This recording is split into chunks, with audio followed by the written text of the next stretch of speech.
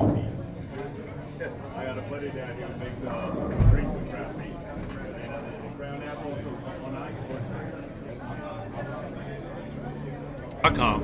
Click on virtual lessons and follow the 3 easy steps. Remember, you can live anywhere in the world, and with virtual lessons, I can help you. Look forward to seeing your videos. Thank you.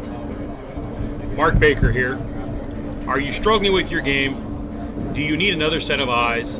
Is there that one thing in your game you just can't fix? Please let me help you. Go to markbakerbowling.com, click on virtual lessons, and follow the 3 easy steps. Remember, you can live anywhere in the world, and with virtual lessons, I can help you. Look forward to seeing your videos.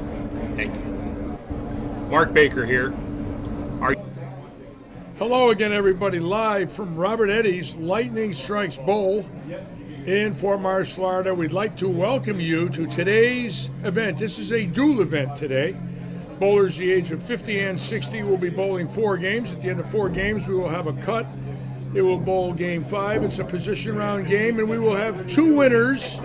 But today they can share in the pots. So in other words, brackets, pots, Nassau's, high game, etc. Both divisions can enter, but we will have 2 winners today.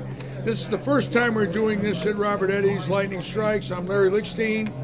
I will be your host today, and again, it's great to be back with all of you. I'll give you an amount of bowlers we have, but I believe it's a lot. I think we're over 80 today. We will have some interviews here on the interview cam, and let's show you the cameras we will have today. 9 through 24, 25 through 40. These will be the close-up views as we watch the bowlers cross the house. We'll be looking for high games. We will be using tournamentbowl.com, so keep in mind we will be giving you the scores after each game. And again, great to be back with you on this beautiful April 3rd in Fort Myers, Florida. About 72, 73 degrees, breezy, little wind, 0 humidity, and a great day to be back with all of you. Again, we will be live streaming Tuesday night for the Audio Fort Myers League at 6:30, Wednesday night for the Oaks Farms League. No live streaming tomorrow, obviously being Easter Sunday. Again, the handicap for both of these events is 90% of 235, and we've got a pretty good crew here. We are filling up, lots of people ready for today's action. A lot of veterans, longtime bowlers, many people here that have been bowling since grade school. Some people in this building today bowling for 50 years, started the bowl in the 60s. So it's going to be a lot of fun watching all of these veterans, people that have taken the game serious all their lives. And it's a great honor for me, being that I threw my first ball in 1960, November, almost 61 years ago. And I'm watching people today that still have that fire, that still want to win over the age of 50. Right? How are you? I got a quick question for you. What's that? I know you're online, but I'm online. Ryan's bowling in West Palm. What does that mean? Say that again? He's bowling in West Palm in match play. Does that mean he won his first 2 games? I don't know. Who's that? I can't see it. Ryan, Waddell. Oh, he must be doing something, and David will help you. Oh, we got Ryan Waddell bowling over there in Palm Beach. Okay, we want to wish Ryan a lot of good luck. I guess he's won a couple of matches. If you notice, most of you will notice I didn't shave today. I'm trying to experiment to see if hair will still grow on his head. I'm trying to match the hair with the sides. I'll know by Tuesday if I like it or not. I'm trying to change my image. I want to look like an old veteran instead of just a super old veteran. Again, great to be back with all of you today. We've got a full house here, it looks like. A lot of men, women bowling today, some husbands, some wives. A lot of new faces that I've seen for the first time. And again, we want to welcome all of you to Robert Eddy's. Again, next Saturday, what a day schedule. The Audi of Fort Myers Pro-Am. Got about 150 people bowling. Of course, they'll all be bowling 9-pin no-tap with many of the legends of the game, Walter Ray Williams, Johnny Petraglia, Chris Barnes, Pete Weber, Lenny Borsch, Tom Baker, Tom Hess, Amleto Monticelli, Bobby Learn, and the list goes on and on and on, plus several of our local players bowling. Again, another great day here for all of us at Lightning Strikes. Again, we want to welcome all of you aboard. Thank you for joining us today. Again, a great week. Last Saturday, 90,000 minutes watched, 5,000 views going into Tuesday and Wednesday, about 120,000 minutes watched, 7,500 views last week. So we want to thank all of you for joining us here at Lightning Strikes for this dual event. First time we've done this. Both groups will bowl at the same time. 50 and over, 60 and over, and should be a lot of fun for all of us watching this today. So stay tuned. Hey, Ronnie, what are you doing there, Ronnie? What's up? Ronnie Martin II here to try and make some funding today to buy new arrows. Ronnie, a great archer from Naples, world ranked in archery. That's why I said he's trying to make some money to buy new arrows. Anyways, a heck of a group today, and we'll be ready to go in about 20 minutes. Again, the Pro-Am still has spots open. For $200, you can get a Webb MB or a Hammer 2.0 Black Widow. An entry into the Pro-Am with a $5,000 guaranteed prize fund, 3 days of tickets, all for $200, including an outer, a thumb slug, or grips, drilled by Ricky Ward, Mark Pulaski, or Gary Seward in our pro shop. So for those of you on the border, it's a great deal. If you don't decide you want the ball, for $55, you can come in and get to bowl in that Pro-Am. Keep in mind, that's 1 week, April 10th. Johnny Petraglia will be in the booth with me. We will be telling some stories. Dave Forbes, the general manager of Audi Fort Myers, is giving Johnny Petraglia a $5,000 check next week for Johnny's Vietnam Veterans Charity. We will be auctioning off some other products. Hopefully we'll get $7,000, $8,000 for Johnny as he goes up to Clearwater for his tournament up there. So we're trying to help Johnny, of course, and the veterans group that he tries to raise funding for. Johnny, a Vietnam veteran. So we'll have him in the booth next week. Amleto Monticelli, Pete Weber will be sitting with me, Bobby Learn, Tom Baker. I will not be live streaming Sunday, Monday, Tuesday. That's strictly flow bowling, and that's fine with me. They've got a lot of their stuff in here now. Their cameras coming in. Flow Bowling will be doing this event, so we can't wait for that. And again, it's going to be a great week here at Robert Eddy's. So get ready at Robert Eddy's. Butch Smith on, Bill Plunkett. Hello, everybody. Welcome aboard. Thank you for joining us. Yes, thank you, Butch. Happy Easter to you and your family, all of you out there. Happy Easter tomorrow. Easter Sunday.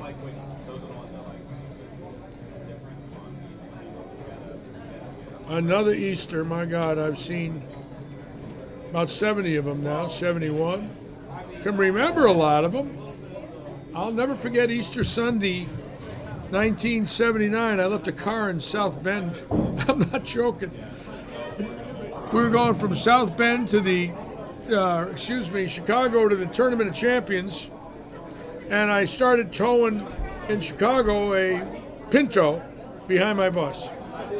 In the bus was Wayne Zahn, Johnny Gunther, Ed Ressler, Butch Soper, about 9 pros taking a ride with me Sunday morning, Easter Sunday, from Palatine, Illinois, or Chicago, north side of Chicago, to Akron.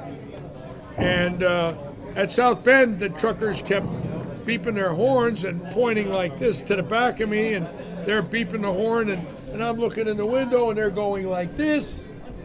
Finally, I stop, and I realize I've been towing the car on 2 flat tires in the front of the car and did not know it. Well, the rims had worn down so flat that now the car was being towed on its front structure and the oil pan of the engine, and it had worn the oil pan out, and there was the crankshaft showing, and there was the South Bend exit. It was Easter Sunday. I towed it off, went into a Shell station, gave to a car to the guy pumping gas, got back on the highway and left.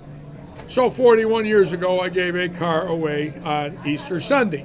That's why I remember it. It's my Easter present. True story.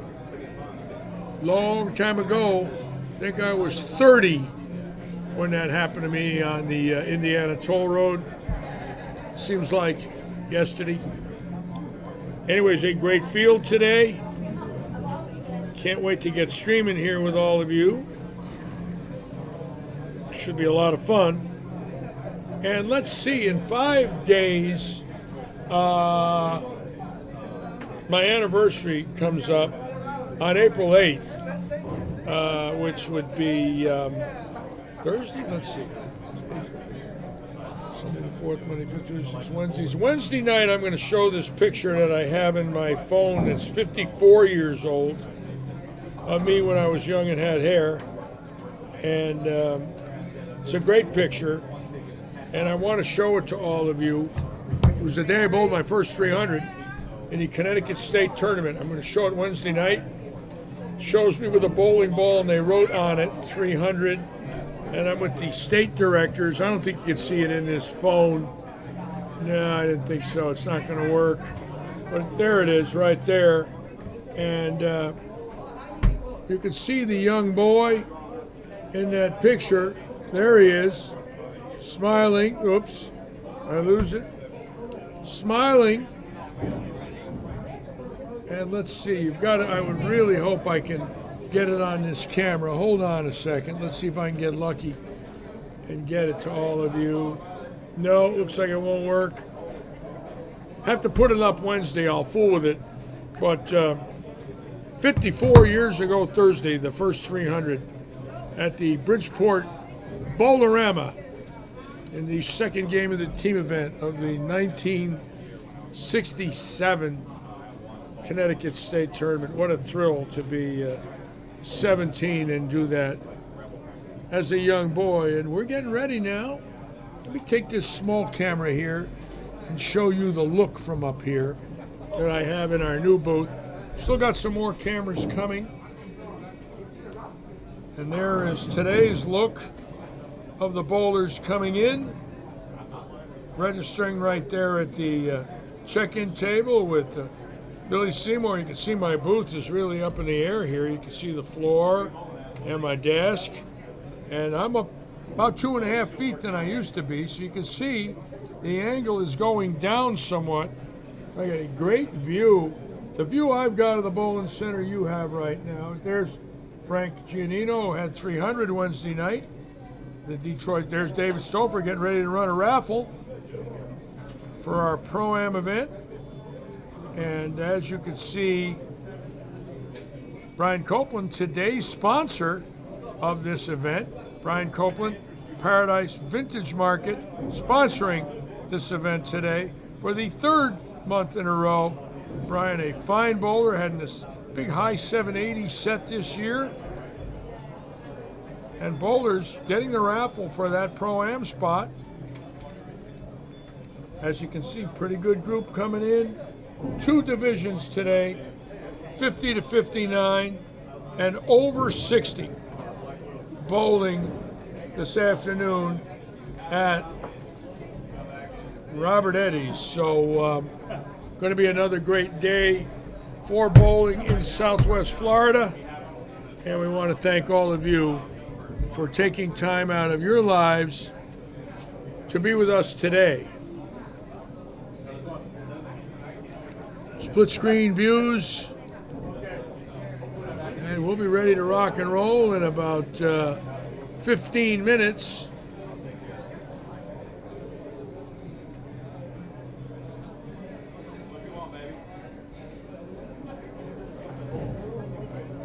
Pretty good group. I'll have a roster right here. Let me see how many bowlers we actually have today. Just bear with me a minute. Looks like we've got, oh, this is last week's. That ain't going to help. No, it's this week's. Excuse me.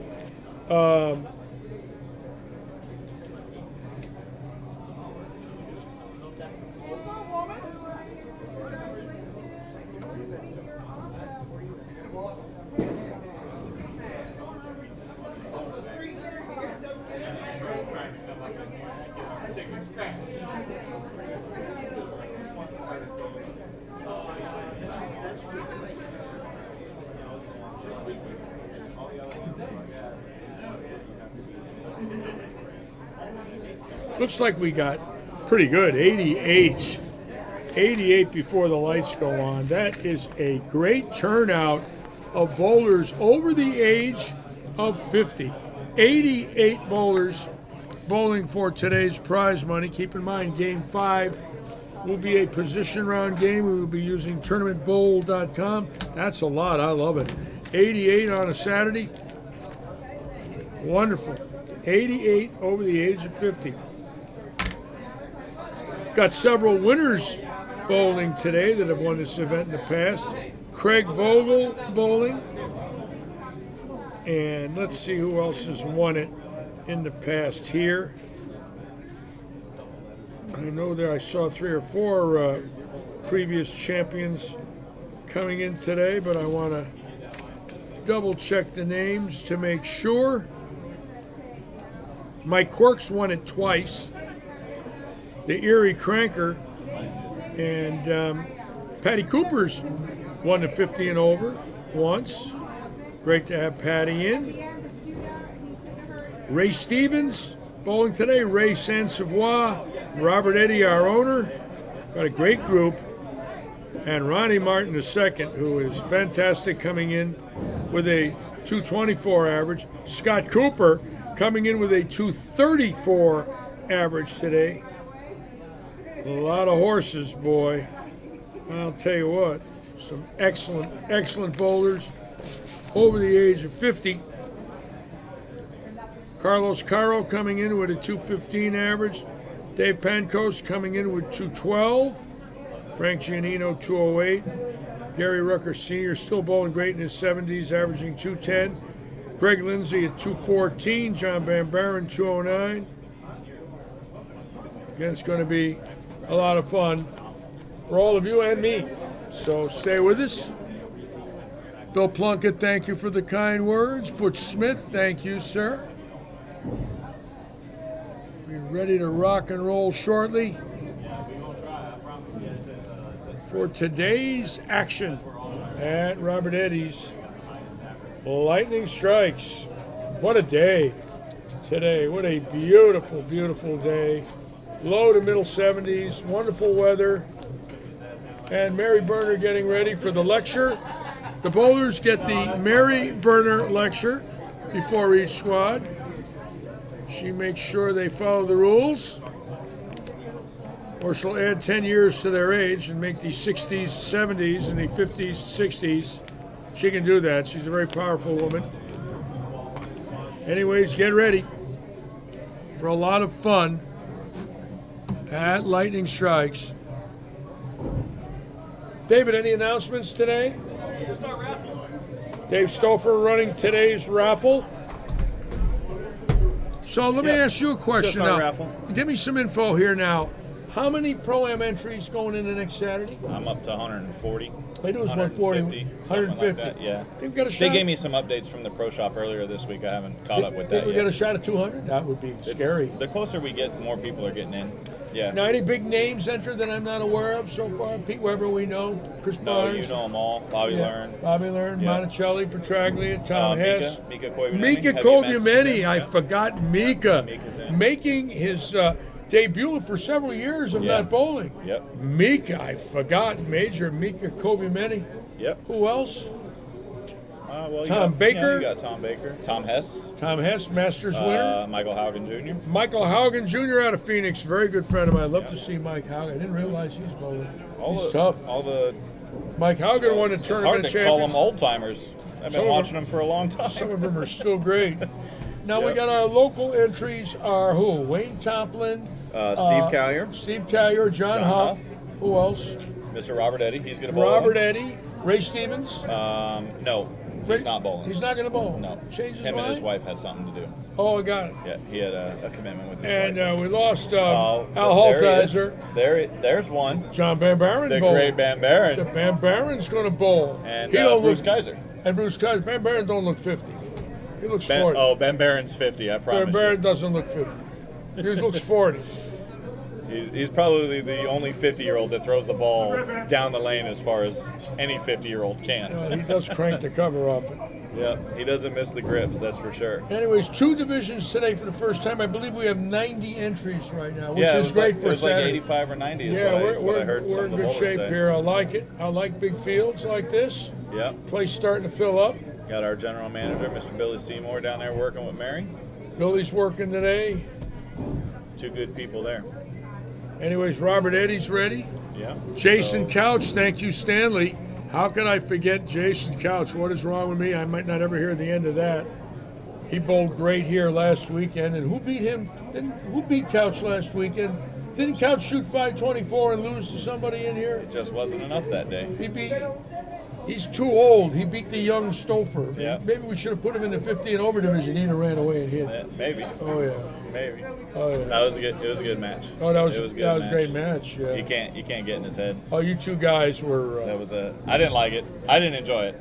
Well, That's not. I'd rather run away and hide. well, yeah. But- one mistake, 1-6 drop. But those are the ones that you enjoy winning. Yeah, though. 1-6 It really and 3, is. you're done. Yeah. Yeah, you Yeah. could not go a 6 and 3. No. Just the next Even shot. an 8 and 1, you couldn't go. No. I mean, it was an 11-pin match.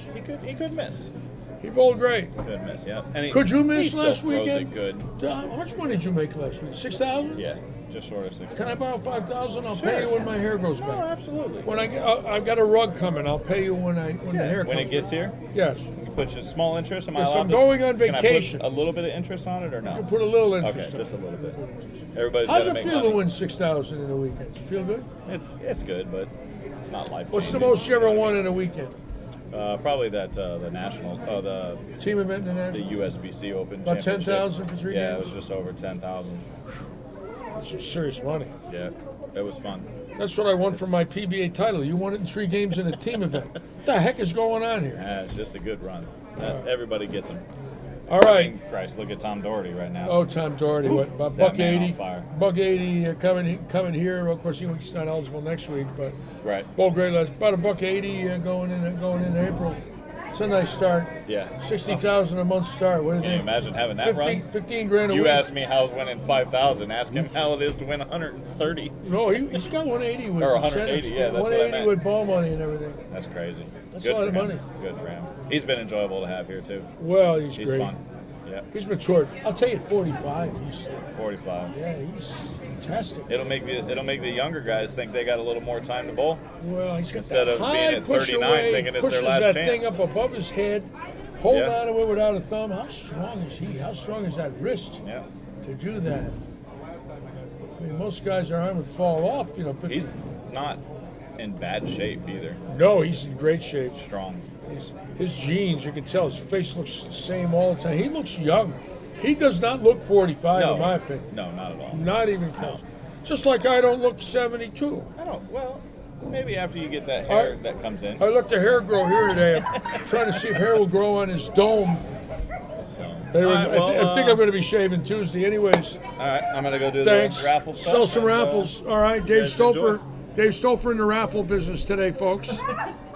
Dave Stouffer trying to get raffle money out of these seniors. Trying to get Social Security money out of them. Right, Stanley and Rich Rump. Stouffer trying to get Social Security money today.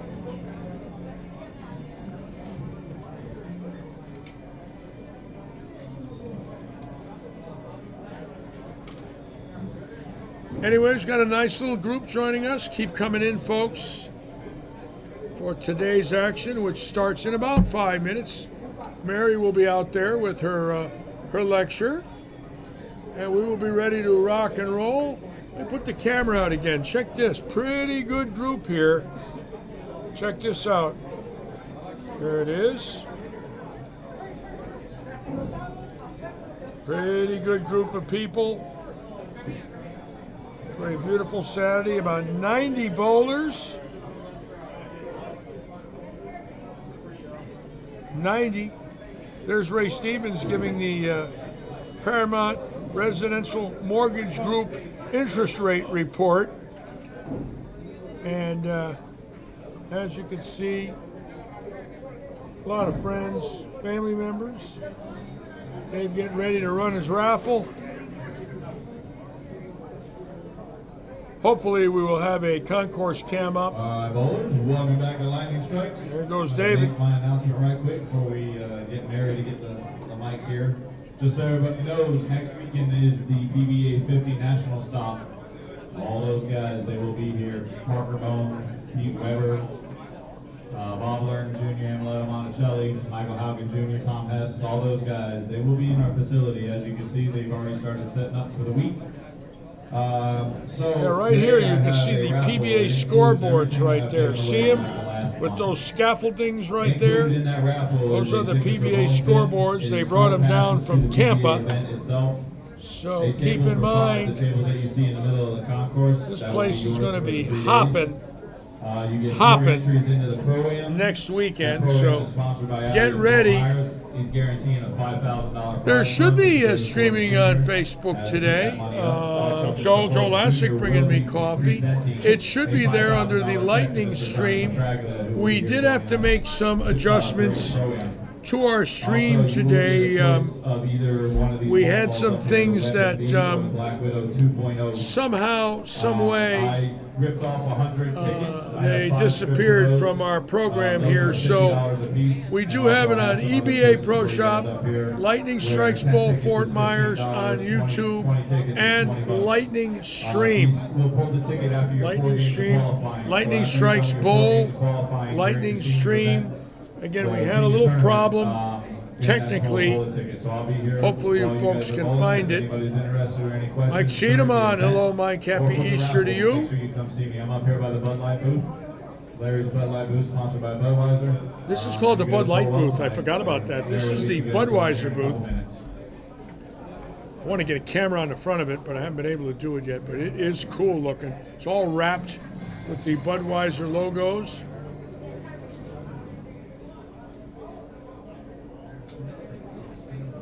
And hopefully we'll get some more viewers on that are looking for us. I hope they haven't lost us on Facebook. They might have.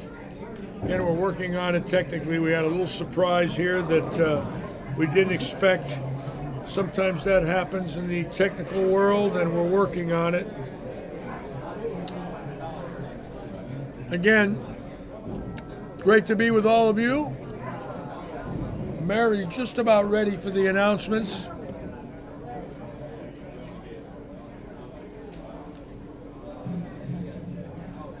For today's live stream here from Southwest Florida.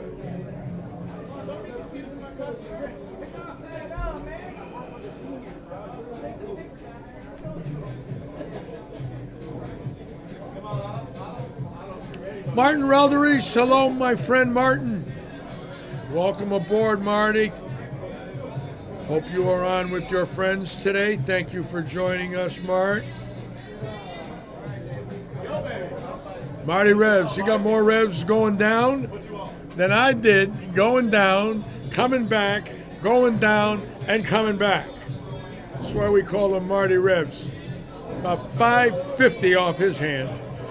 Whew. I had 164 times, so I had about 520, 540. Again, another great day here at Robert Eddy's. The boss bowling today in the 50 and up division. A nice group. 90 bowlers today. I love it. 90. That's serious. 90 over the age of 50. Again, a little technical issue for some of you. If the Lightning Strikes Facebook page didn't come up, we do have it, what we believe, on YouTube. We ran into something where every once in a while we've had this happen, so we're hoping we didn't lose any viewers. I sure hope not.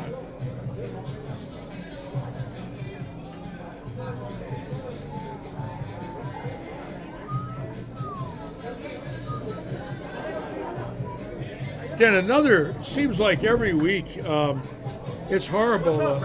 Another dear friend in the bowling world passed on. Dennis Baldwin was the owner of the Baltimore Hammer plant from 1981 to the early 2000s.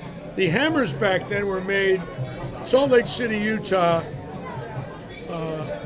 St. Louis, Missouri, and Baltimore, Maryland. So the hammers back then that had a B in the serial number were made in Baltimore, and Dennis was a very flamboyant figure, sponsoring PBA events in the 80s and being at literally every tour stop in Connecticut, Long Island, Baltimore, the Tournament of Champions in Akron, the World Open, tournaments in Florida, the East Coast, and want to send our thoughts and prayers out to Dennis's family.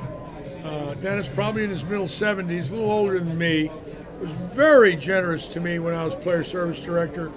Probably took me out to dinner 50 times over a 10, 15-year period, and had me sit in his skybox at Camden Yards. He had the home plate skybox at Camden Yards. Because he was a season ticket holder, they gave him that skybox twice a year. It held 26 people.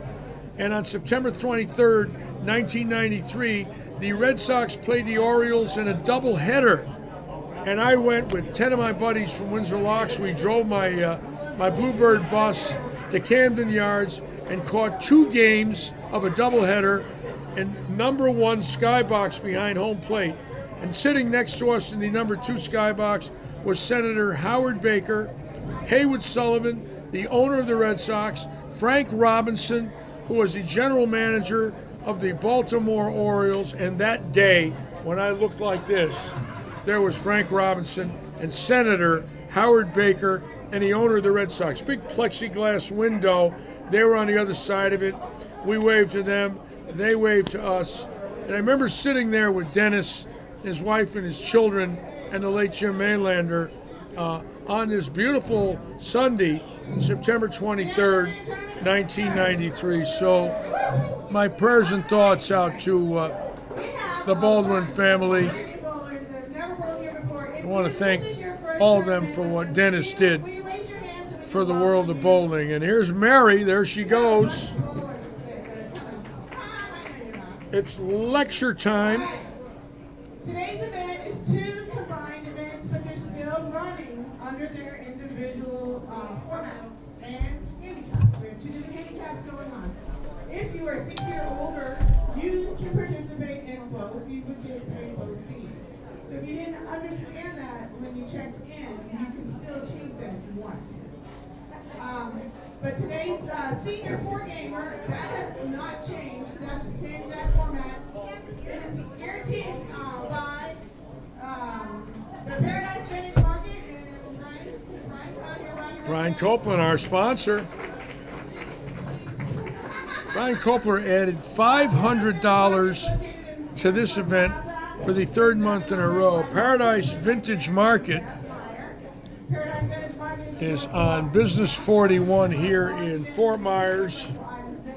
They are located in the Sam's Club Plaza, and Brian's got over 100 different vendors in the Paradise Vintage Market.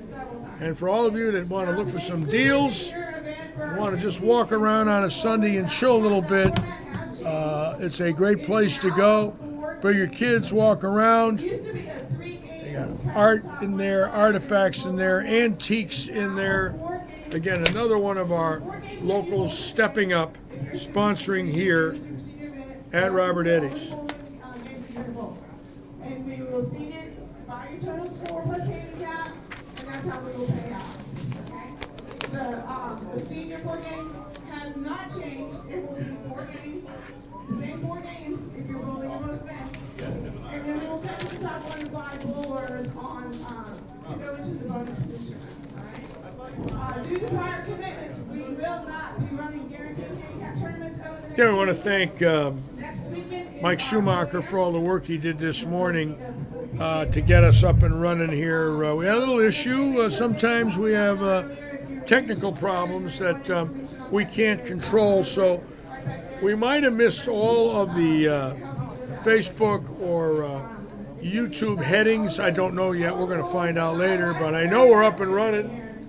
Because there's about 16 of you watching, and hopefully as the day goes on, we'll have more. I don't know how many of you are out there right now, naturally.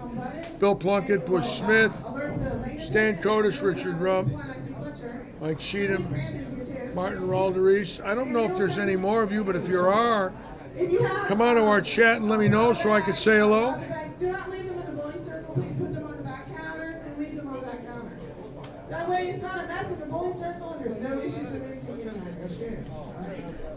As I said before, if you have problems with the, anything to do with the setting area, you need a score change, somebody pulled out a border, or just anything down here, please push the intercom button on your scoring panel and they will come to your hand. Okay? If you got into the brackets, the Nassaus, or the eliminators, they are all combined. Unless you saw on the sign up it said 60 and over $2 brackets, only 60 and over can get into those brackets. Otherwise, all of the other side pots are going to be figured on 90% to 235. The $2 ones are the only ones going to be on the 80% to 220, which is what the senior sweeper is run on. Right? Do not leave if you got into those like Ron. Raise your hand, Ron. Ron Johnson right here, I believe, is my oldest bowler, 85, 83, 83. I believe Ron is our oldest bowler, and Ron is faithful to our Okay, we'll be ready to roll here shortly. But anyway, don't leave. Check with the desk so that you pay it out. Because give us a few minutes after you guys get done bowling the 4 games. We will print out what we need to do, get it to Terry, and Terry will begin to pay out. And we will also pay out the winners at the top, the super senior sweeper at that time, while we get the other bowlers on the pairs that they need to do. Okay? All right, the way we're going to do this is We are going to be using tournamentbowl.com today. Just see if we have that up yet. Nope, not yet.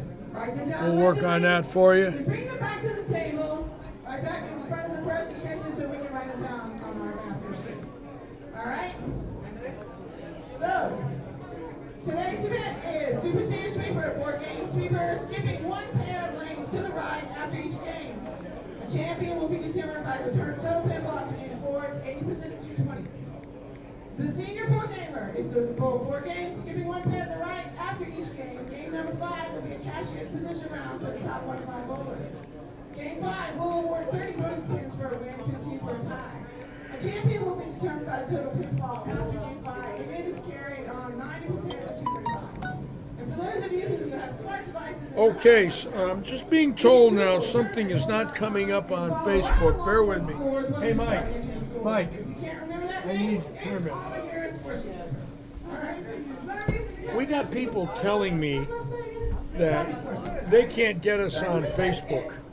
What do they have to pull up to get us on It Facebook? was on the EBA page. On the EBA Pro Shop page, if you're looking for us, folks.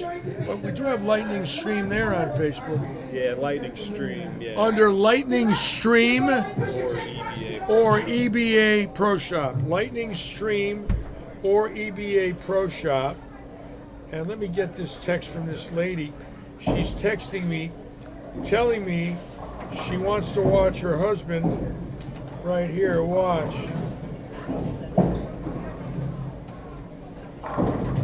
Let's try this. EBA. Go ahead, take care of her for me. All right, folks, thank you.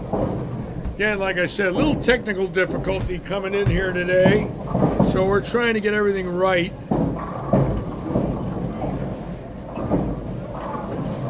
Somehow some of you found us, though, which is great. Yeah, we got a big group. Check it out. Wow. That lane's 41-2 to lanes 7 and 8. No camera on 7 and 8, but we can cover everything else.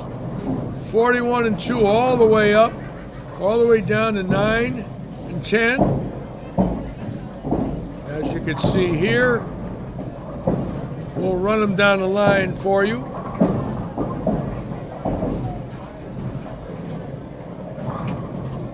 From now on, when I post, what do I tell them to pull up?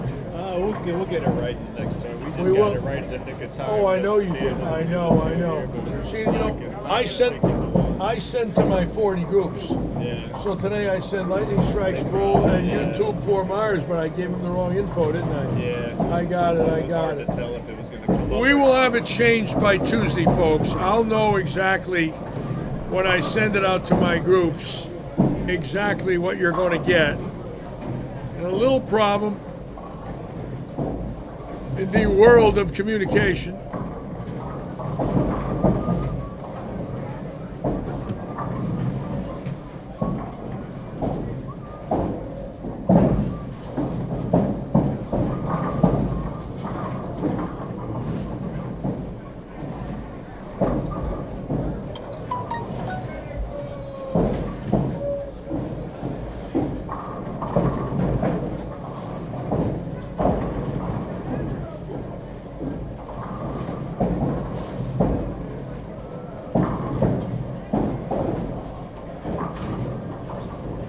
Well, we got a heck of a field today. Looks like we're close to 90. I love it. I love seeing this. 90 bowlers over the age of 50. I think when we divisionalized it and the 60s could bowl alone, I think we drew them in. Pretty good move on Mary's part. Some of them guys close to 70 don't want to bowl the 50-year-olds. I don't blame them. I'm 72. I'd rather bowl people over the age of 60 than over the age of 50. I'm the 50-year-olds. Still got some hand in them.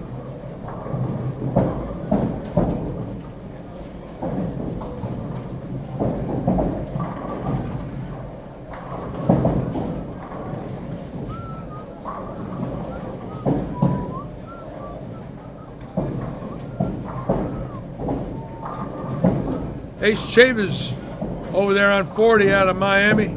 The ace.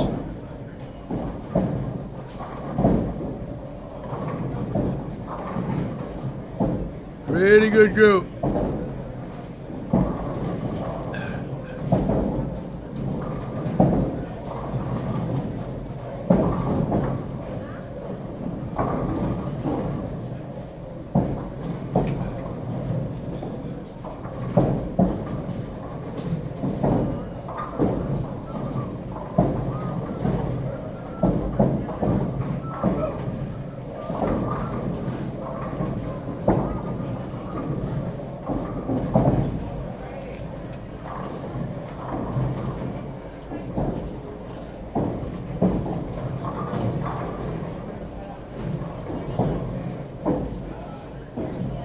A lot of new names today. This place is becoming so popular. And again, we want to thank all of you for watching all year long. Been a long season. I missed 2 live streams since the beginning of August last year. I missed the August 31st 9 to no tap last year. And about 3 weeks ago, a Scotch doubles event. And it's been a long year for me, especially when these scratch tournaments came in with Friday sweepers. So I would live stream Tuesday, Wednesday, off Thursday, Friday, Saturday, Sunday, off Monday, Tuesday, Wednesday, off Thursday, Friday, Saturday, Sunday. Knocked me out a little bit. Plus the COVID shots didn't help. I believe they knocked me out pretty good. The second one I got last Monday, I had zero effects other than a sore left shoulder. So, got that over with, thank God.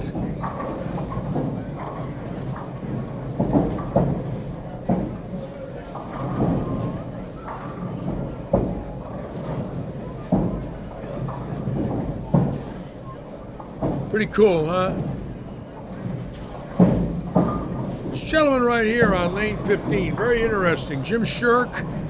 Jim Shirk is improving tremendously. Started the bowl later in his life, and he's getting it. Starting to figure it out. And taking some lessons from Ricky Ward. Nice to see. There's Terry Zell. Look at Terry Zell. Wheels 6 bowling balls in here, folks, not 4. That lady right there. Got 6 pieces of equipment. And believe me when I tell you, she is serious. Just loves to bowl, her and her husband Marlon, and wonderful to see.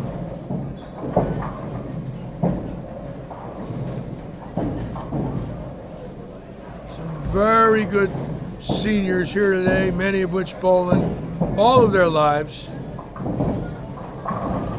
Good to see Wood Tinsley bowling. Did not do any bowling during COVID. The gentleman right there on lane 10. Nicest man. Welcome back, Wood. Great to have you with us. Wood Tinsley.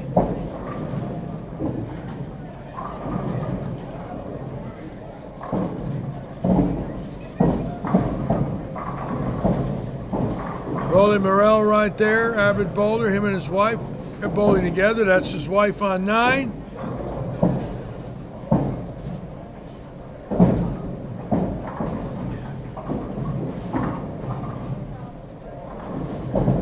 Gonna be a lot of fun today as we start going here.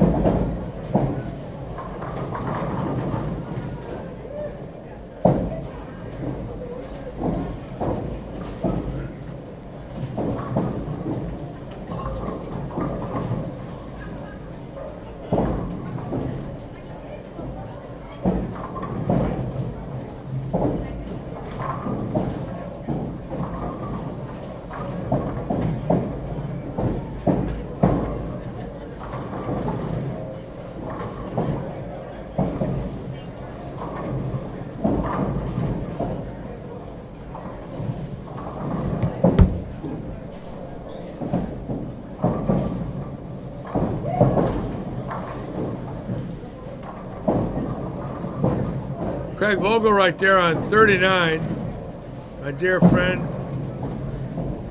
out of the Utica, Rome area,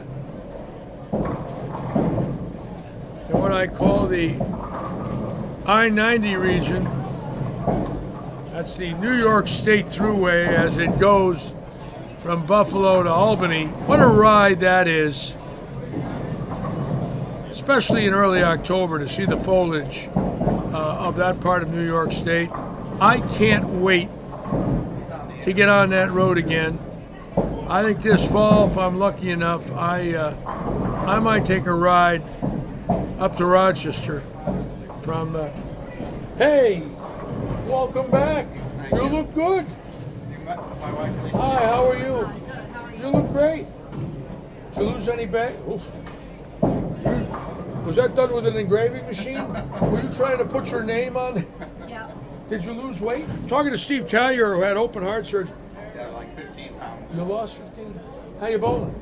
You all right? Fair, but I'm here today getting my. Your hand had to shrink. No, actually, my thumb is bigger. No! It's I impossible. can't get out of it. I'm going Sunday, qualifying Sunday, senior tour. Oh My yes. balls won't fit. Really?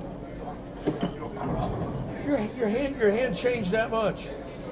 Well, I think maybe I started bowling and then I did more. And it's Yeah. like Might have swelled up on never you. had anything. Usually I have 3 or 4 pieces of tape in my ball. Yeah. Good to have you back. It's good to be back. You look good, man. Nice to meet you, my dear. Well, thank you. We'll be seeing you next week. I'll be here. You got to have the fan club coming from down south, right? It's always nice to bowl in front of the hometown crowd. Yes. Yes. Talking to Steve Collier, probably one of the greatest bowlers ever to come out of this association. Open heart surgery.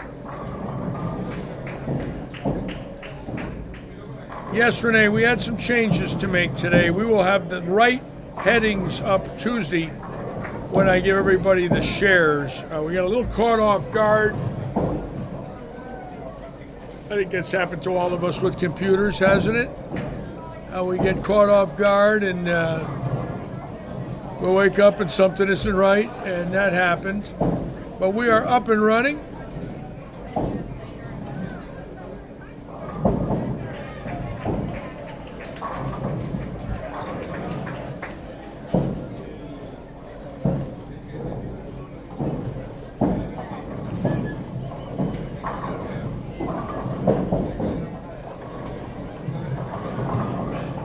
Excellent group today. Close to 90 bowlers over the age of 50. And again, we want to thank Robert Eddy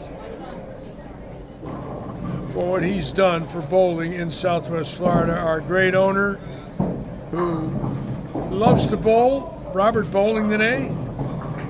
And put a shot in the arm in the bowling business around here, I'll tell you what. Just a great job.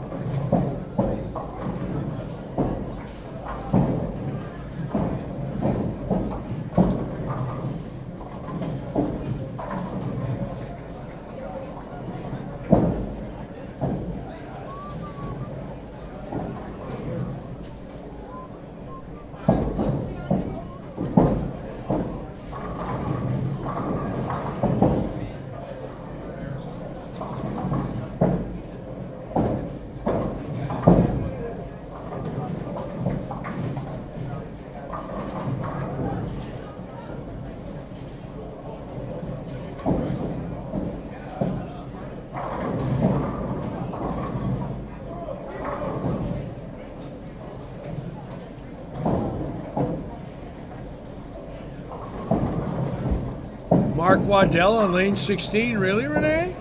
Let's see. Where is Mark Waddell? Is that Mark right there, Renee? Ho, ho, ho. I didn't know that.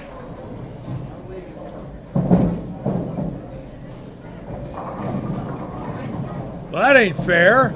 Oh, come on. That's ridiculous. How can that be possible? How can I put the camera on him and get that? God. That isn't the Larry Kiss. I don't know what is. That's terrible. Both pins wobbling. Even after the pin setter reset them, they're wobbling. That's not fair.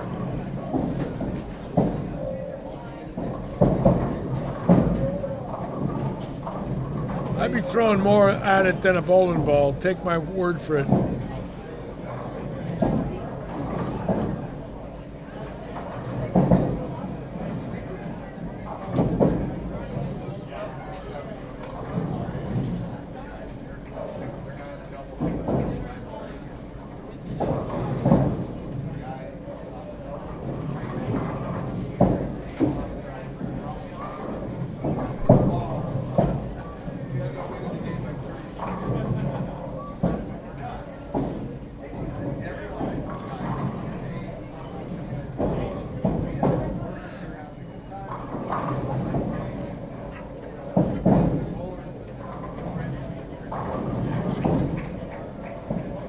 Look at that lefty throws the ball. Nice.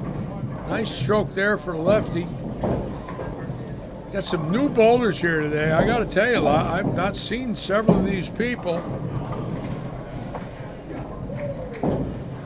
A lot of veterans, people been bowling 50, 55, 60 years. And look at beautiful stroke there. How's that look? Serious bowlers here. Great to watch.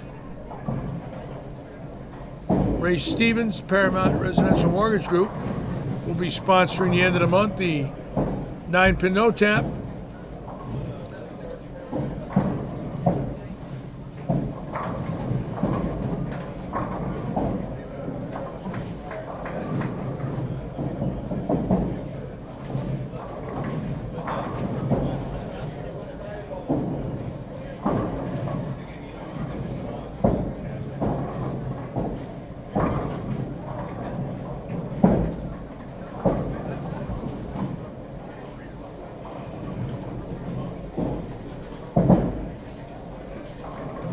There's the boss, Robert Eddie. Look at Randy Thomas's shirt. Is that beautiful? Randy Thomas is a good bowler. He could definitely win this event. Watch him tilt it. He can rip the cover off it right here on lane 31. Oh, yeah. Solid 9. Now the boss, Robert Eddie. Bowling with Michelle Benza.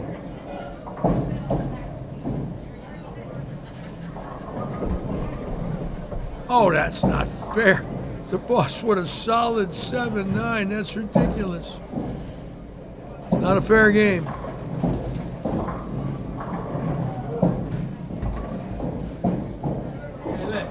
Yo.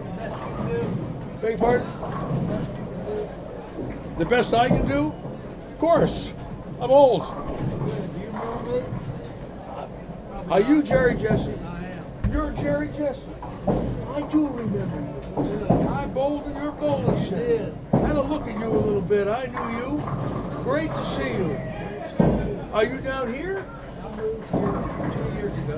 No way. I've been for about 7 or 8 years in Punta Gorda.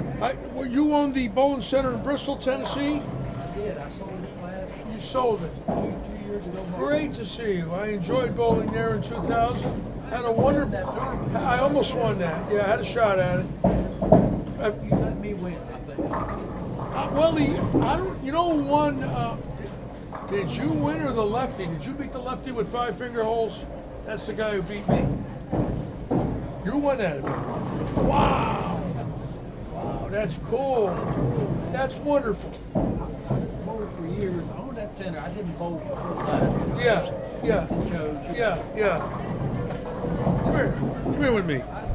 I'm talking with a man that I haven't seen in 20 years, a former PBA host in Bristol, Tennessee, Jerry Jesse. So nice to see you. So how long you been here now? 2 years full time. Good for you. You look great. I recognized you after 20 years. You still got your hair. It's still lighter now. That's okay. You still got it. That's what counts. I just came off a pair of shoes. I'd given up about 7 or 8 years ago. Yeah. When some of the kids, like got out there and they were 50 and I was 70. Yeah. Oh, I know. I loved bowling in your house. That was a wonderful time for me. I was on my way to Seattle. After I got done bowling at your place, I went out to Seattle and bowled the summer tour out there on the West Coast with my wife Kathleen and Larry. But that was the stop before we went northwest from Bristol. Took the ride out there to Seattle, then went down to Klamath Falls, over to Reno, and then Las Vegas, and up to Brentwood, then back down to Tucson. That was a good trip. A long time ago. I made that trip a couple Yeah. years before that. Yeah. Remember Jack Horner? Jack Warner Jack, from West Virginia, great man. Wonderful man from Parkersburg. Yeah. he and I were pretty good friends. And Yeah. one year we hit the senior. Yep. Hit the senior stops. And he came to my house, left his car, and I drove. Yeah. We went to Seattle. Yeah. Went to Boise, Idaho. Yeah. Boise, Idaho. Denver. Yeah. That was that Rocky Mountain run there.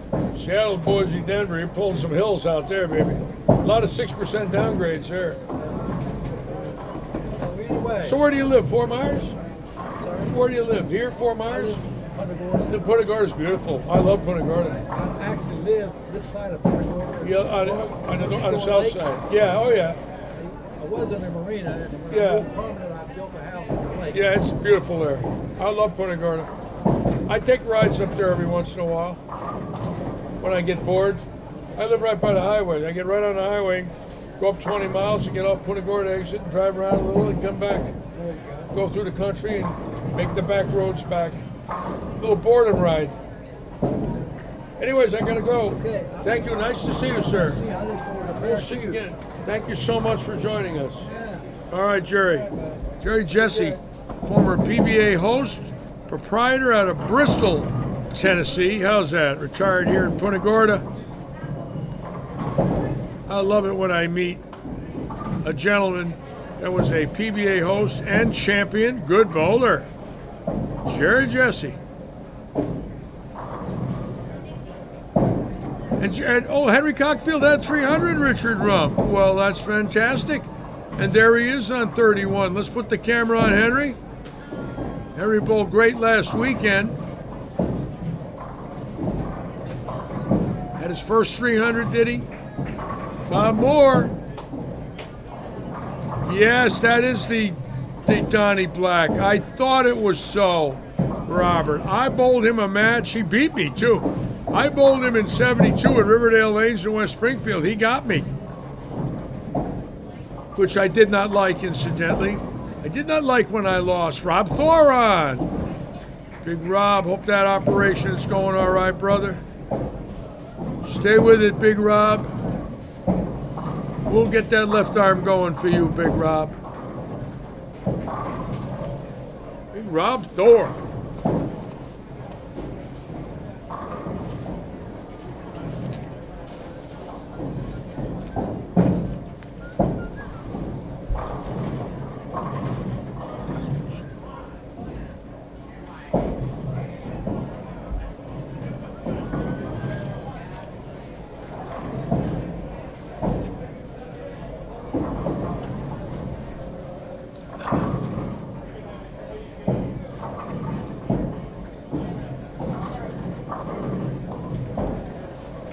Again, another great tournament. I'm surprised, quite frankly, at the turnout, but I had said to Mary Berner a few months ago, split them and you'll get more.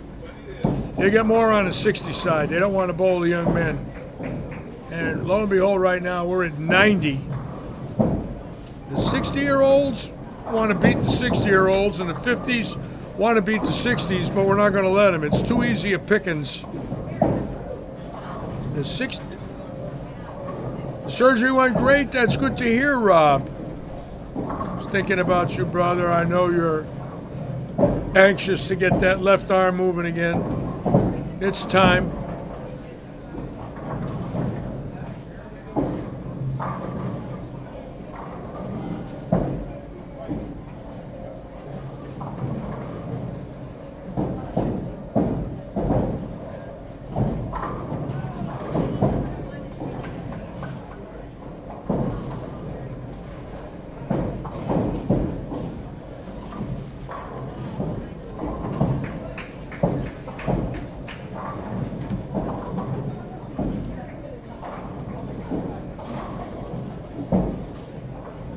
And for those of you just getting on, again, I want to apologize.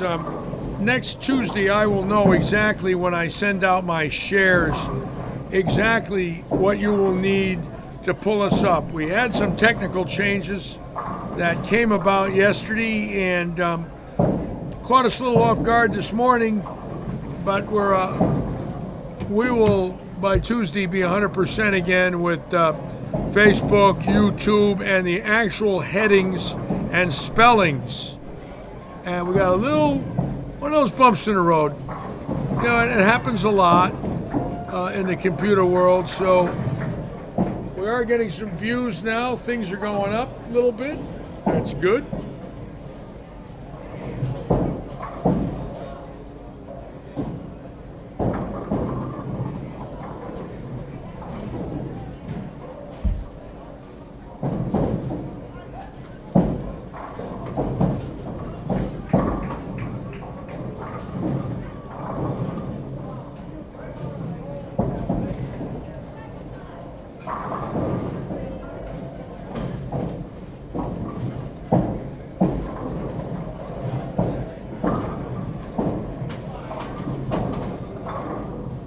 Oh, Wood Tinsley with a solid 8.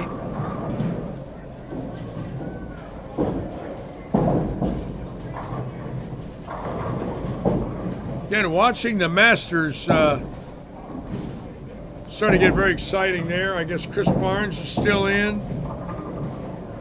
Undefeated, I think. And he will be here next weekend. And wouldn't that be something if he sits in the booth with me next week as a Masters champion? That will be interesting watching that one. Very interesting, I might add. Be hoping for that.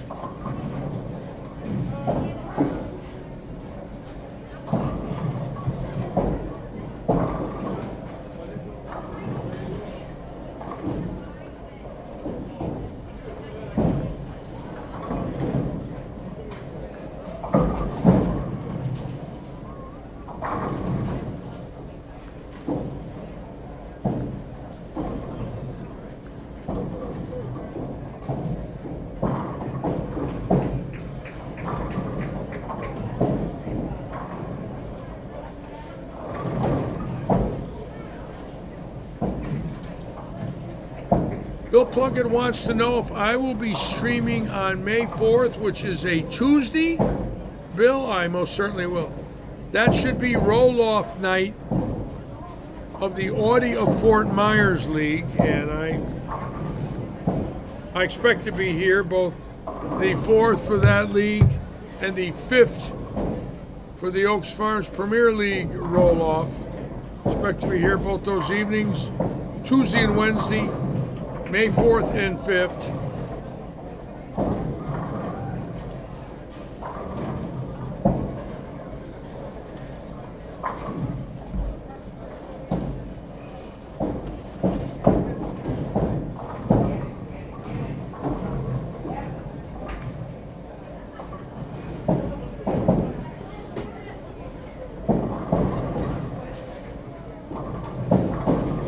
Bill Plunkett will be here. Wow, cool, nice.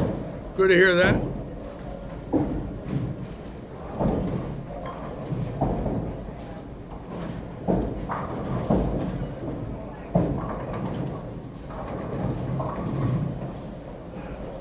Doing a little liquidating the last few days.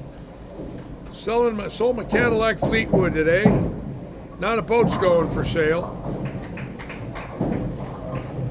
And the boat and the Cadillac are gone and the bank account's going up. It's a wonderful feeling. We're going to stay right here. And Kenny Baranis with a ringing 10 on 7 in a row. Kenny Baranis really bowling well in recent weeks. Nice to see Kenny throwing the ball well today. Got some good strings right here.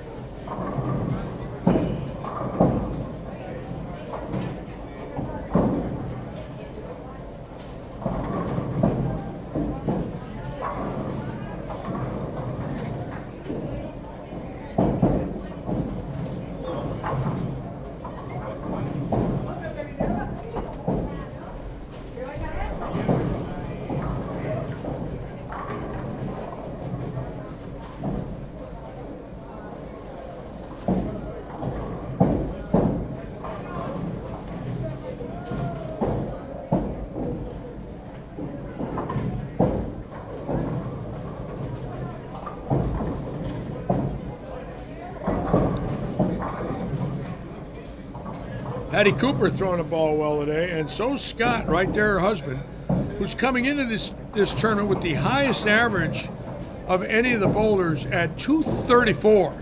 Still got it pretty good at the age of 50, folks. That's a big number at any age.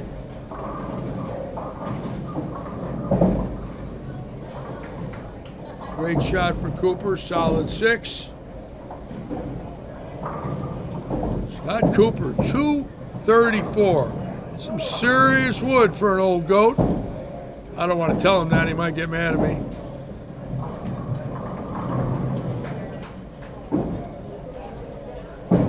I know one thing, I didn't average 236 at 50. It's not that easy. 234, excuse me. Not that easy.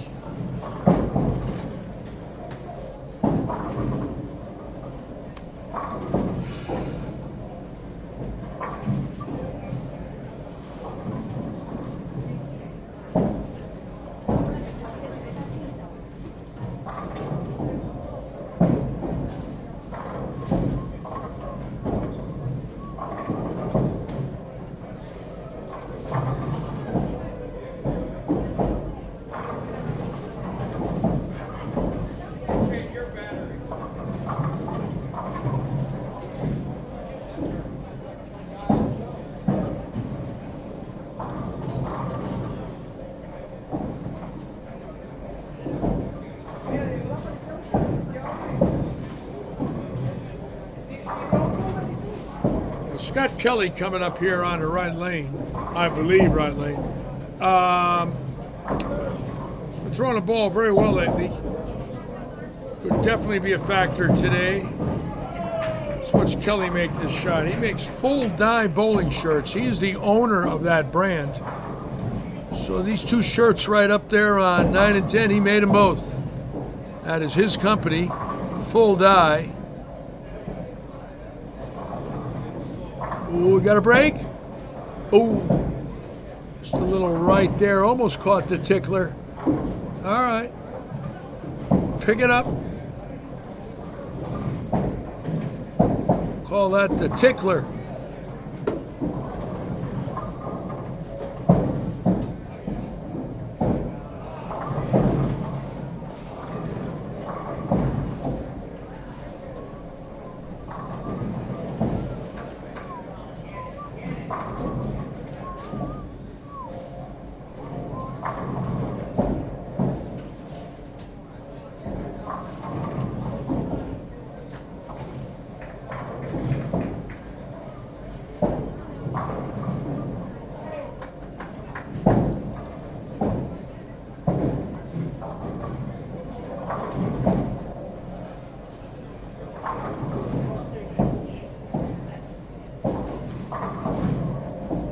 Good scores here. Look, Joe Ponzio right now with 257 for the Ponds. 223 on that pair. The Ponds looking good today. There he is.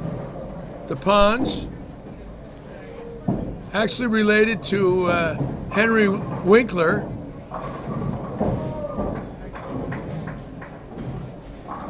The Ponds is related to the Fonz. Just remember that, folks. You heard it here first at Lightning Strikes.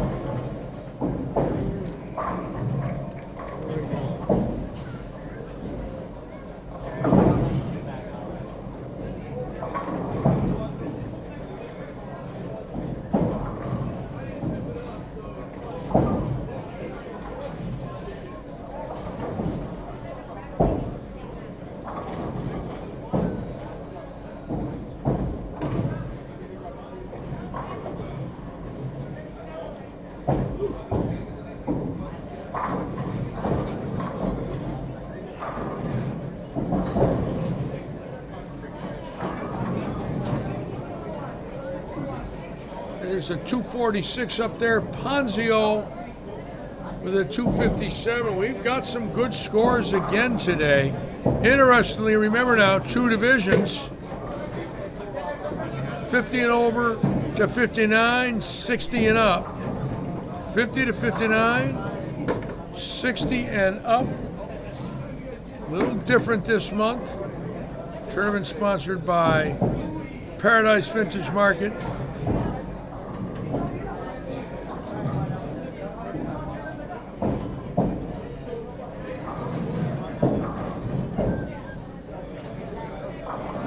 Paying $350 in each division. Pretty cool. Some big money.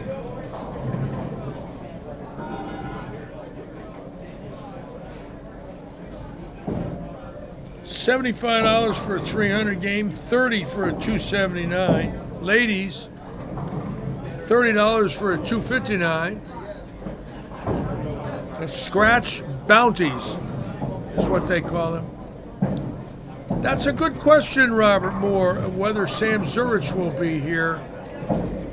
I don't know. I hope so. I would love to see Sammy. He was here a month ago for the PBA Non-Champions event that we ran May 5th, 6th, and 7th.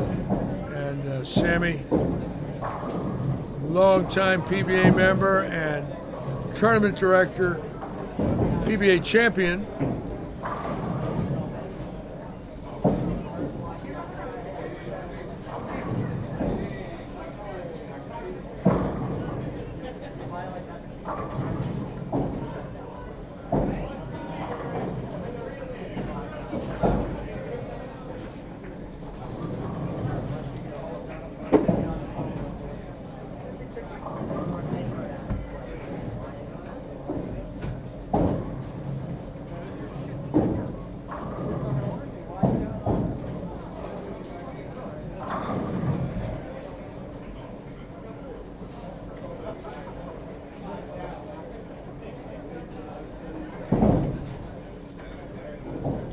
See that last shot Covington just threw? Watch this, folks. Look at his score. Solid 8 and a 10th. That's a strong game right there for Covington. And he could definitely be a factor today. He is a PBA resident pro champion of 1992. And he, knowing him in his late 50s, he would love to knock one of these off. There's a 238 for him out of the chute. Big game. There's a 252 on 39 and 40, so we've got high scores again today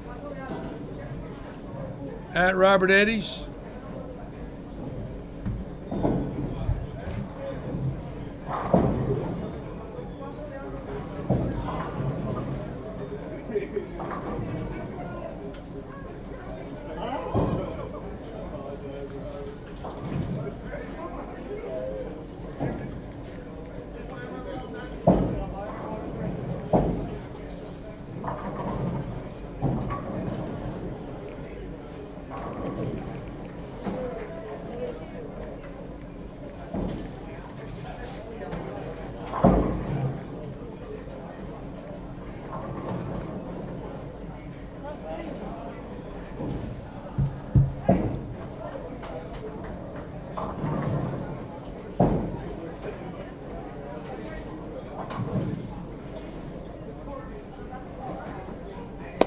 Okay, we'll be starting game 2 now in this 4-game event. Keep in mind, there will be a cut.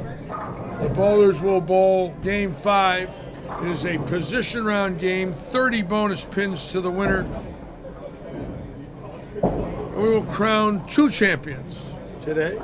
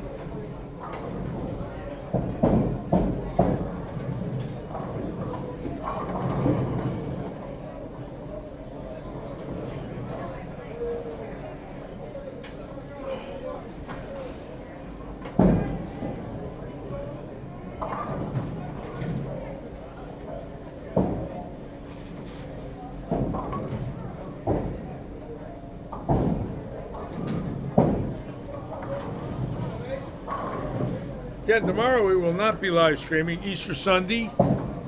And next Sunday, the PBA event will be on Flow Bowling, so you got to pull it up, folks. Sunday, Monday, and Tuesday, Flow Bowling here from Lightning Strikes, and that's going to be great with the Flow Bowling guys that cover every PBA and the Masters, the Senior Tour, the Senior U.S. Open, all the major events, the regular U.S. Open. What a great, great crew they are. Flow Bowling. Then 2 weeks from today, we will not be live streaming that weekend for the first time all year. The 17th and 18th, they have the police event here for 2 days, so there'll be no live streaming that weekend.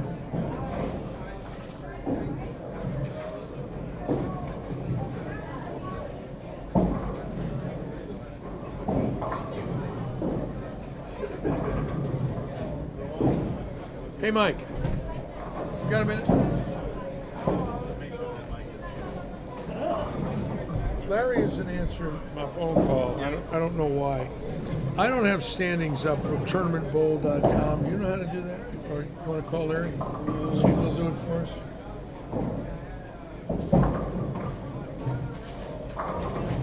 He'll do it. He'll answer you. He won't answer me.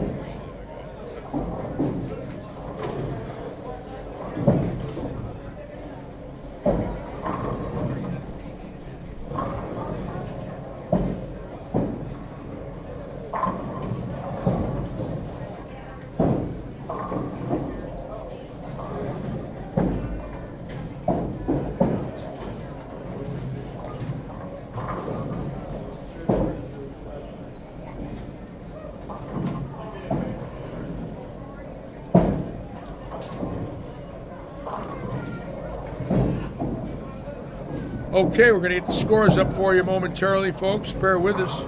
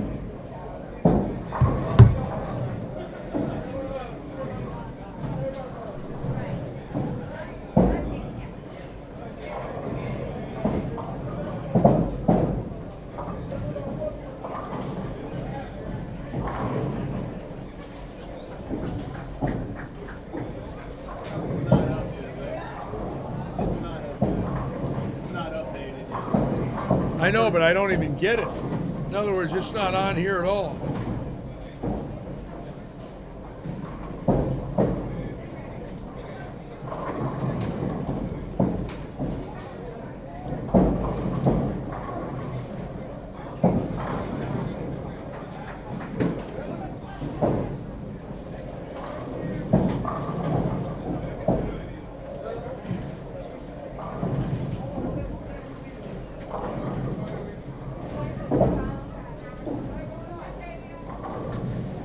All right, let's check the bowlers out and go right up the ladder here with all of you.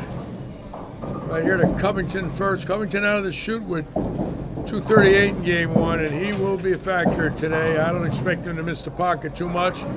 The question is, can he keep up with the handicap players? And that's usually the situation with these events, with 90% of 235.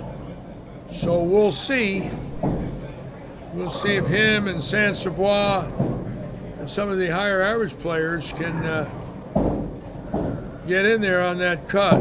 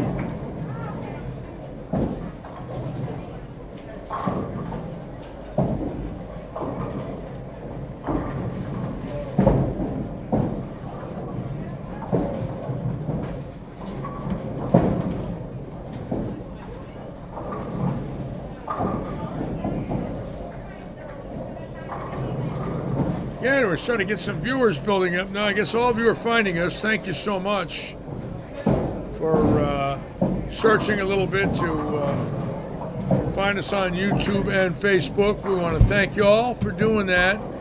A little technical difficulty. Tuesday night we might have a new heading for both. I don't know exactly what it'll be. I see it, but when I send out my shares, we'll make sure we get it to all of you the correct way. Had a little bit of a trap this morning when we got here. Some of it had changed and there wasn't much we could do about it, so we'll get it right. Got our tech guys on it.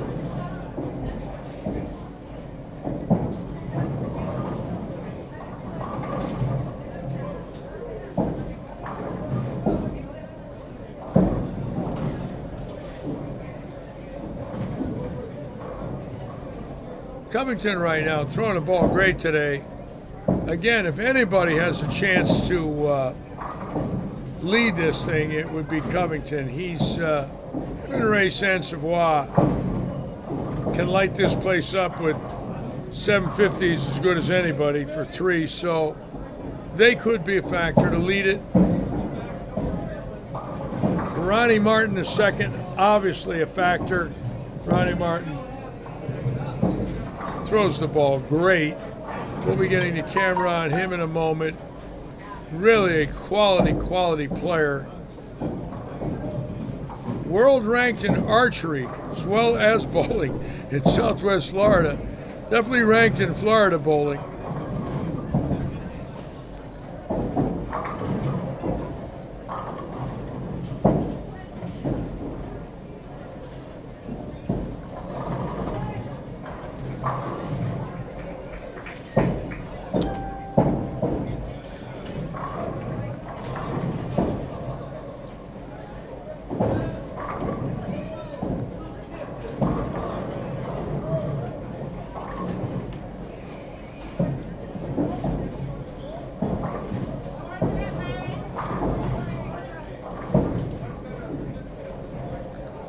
Scores are up, Mike.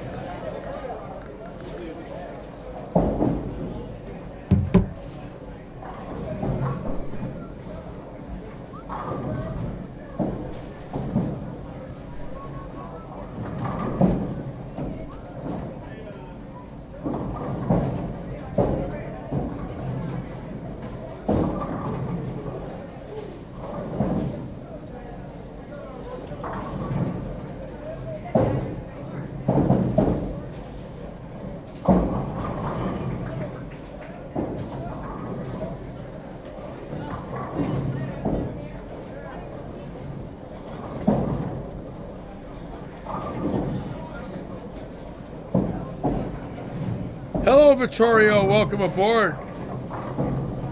Vittorio Pizzoli from Ireland. Thank you for finding us today, Vittorio. A little bit of a change here. I'll have some more information Tuesday when I send out my shares, but we had a little change in headings compared to what we normally would tell people to pull us up on. Changed a little bit.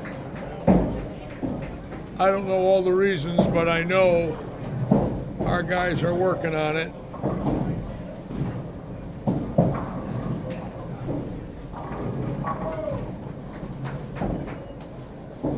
Henry Cockfield right there, bowled his first 300 Thursday night.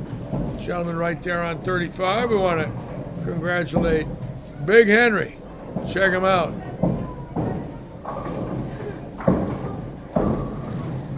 One of our Miami contingent. We have an unbelievable group that we've become very close with from Miami. Avid tournament players that just don't have enough action there, and that is common in this country now. Some areas just not having enough tournaments for the competitive tournament players, and they take a ride over here, and we love having them. Sort of wish they'd get something going for them over there. Maybe they will. Shame to have to bowl 250 miles to get into a competitive senior event, but unfortunately, that's the way it is in today's game.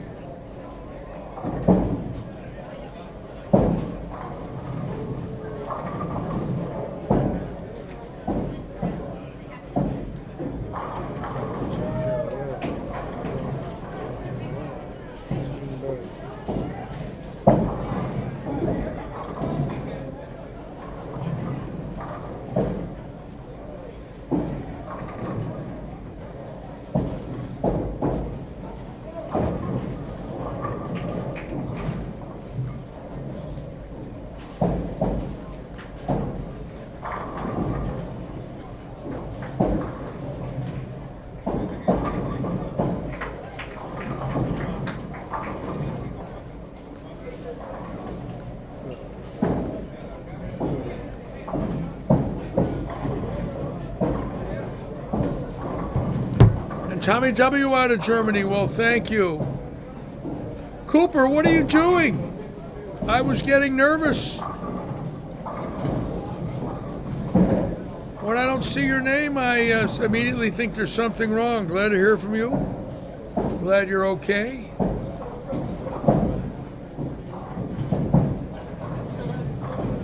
You know, isn't that funny? Sometimes when you're used to really hearing a lot from somebody, and all of a sudden they're not there, and you go, wait a minute, they're not here, why aren't they here? Why aren't they answering me? Why aren't they on? And in the back of your mind you think, well, you don't want a problem, you hope it's okay.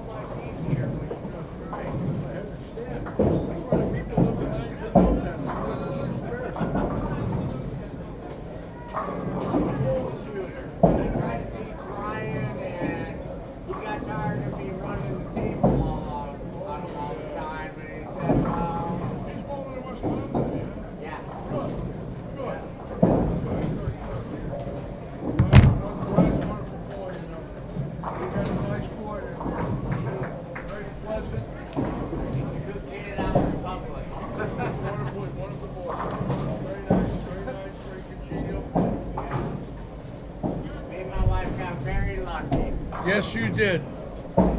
All right, here's the scores now.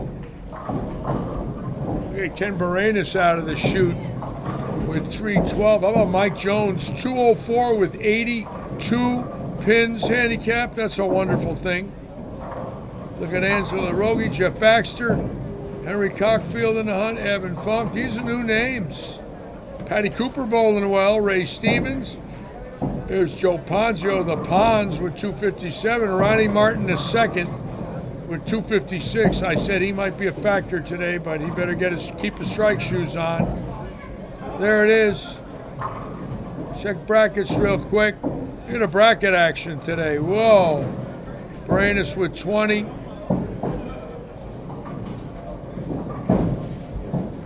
Lots of bracket action there, as you can see. Potts, won't know out yet, but there it is.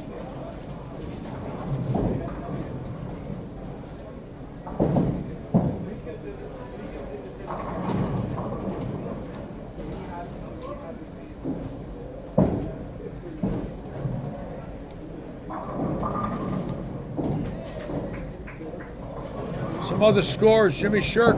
Look how high the scores are. When you look at that handicap in there, 50 bowlers over 200 already in game one, so anything can happen. Let's get back to the action. It's early.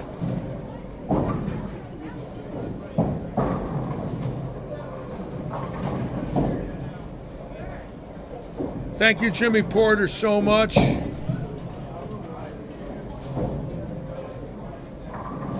Yes, Cooper, we had a little Facebook issue, but the boys are working on it today. Everything when I'll have more information Tuesday on exactly what to pull up on YouTube and Facebook. We got trapped, unfortunately, every once in a while.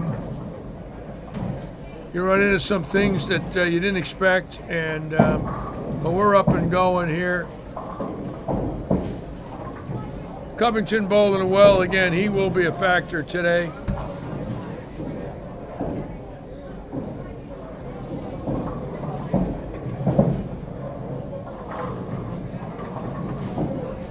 Yeah, normally it's always Facebook, but one of those situations where it's not now.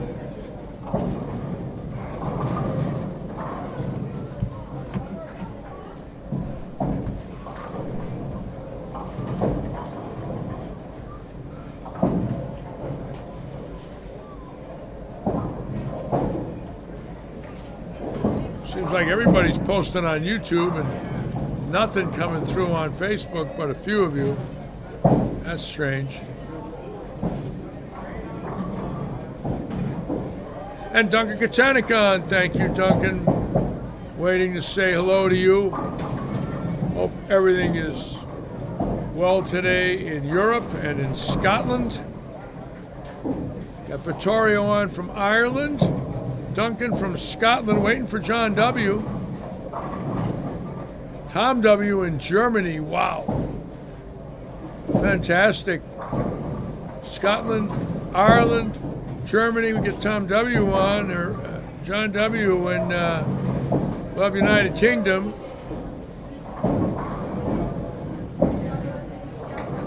I'm all right, Duncan. I'm okay. Feeling better, a little burned out last week, and just feeling better. Rested Thursday and Friday this week, it really helped. Got up today feeling pretty good.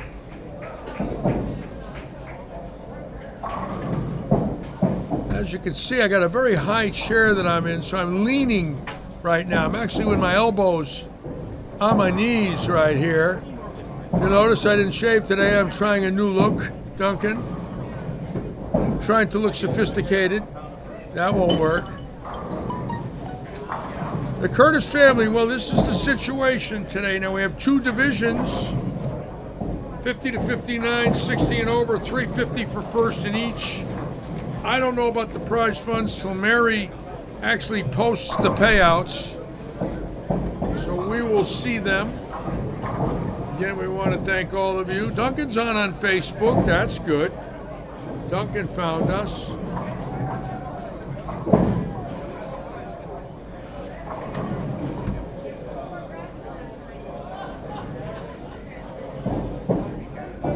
You know, you get those surprises with computers, like you go to bed the night before, your tire's full of air. You drove it home, you got home at 9 o'clock, everything's fine. And the next morning you get up and you got a flat tire. Your car started the night before, everything's fine, you drove home, and the next morning you put the key in and you got a dead battery. And that's what happened to our computers here. Yes, Cooper, but that's what happened to our computers. And luckily Schumacher and my boy got involved with it, tried to figure it out, and I think we're okay and will be. But again, that's one of those days where you get a bumpy road.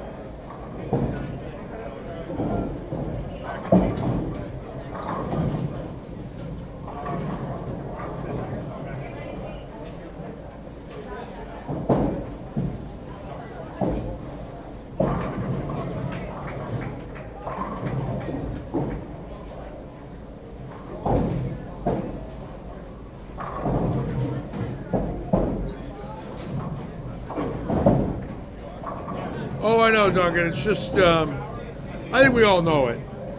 You know, it's the way it is. Luckily, we got a pretty good crew here that are trying to keep things together. We had some issues with Comcast in January and February. We straightened that out. Our computers have not went down now in about 5-6 weeks. That was a cable issue going into the back of the building. We got that all taken care of. Then we ran into some other issues that, unfortunately, we could not control until they happened. And then we realized exactly what was going on, so we're working on that and trying to stop that from happening. It's just one of those traps. You want a drink or anything? No, I think we're okay. I'm starting to pick up some viewers.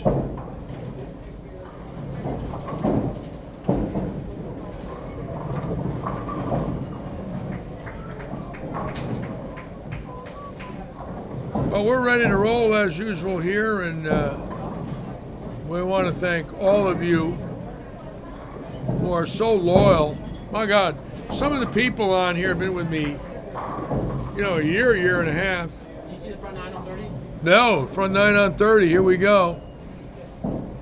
I see it right here, front 9 on 30. I love when somebody's bowling with the front 9. This gentleman's out of upstate New York, right here. Forget his name, but he was introduced to me by Craig Vogel, and he throws the ball pretty good. You can tell he's been bowling a while. Come on, attaboy. Great shot. And he's a good bowler. I met him a few weeks back, lifer, and you could see by the release, the rev rate, the swing. Just by the way, the man lands at the line. This man's been bowling a long time in his life, And you could tell. Yes, I will call you family. The Curtis family, not viewers. Yes, I like that. Sorry for that bad choice of words. Definitely family, not viewers. I agree with that 1,000%. Let's watch for number 11 here now.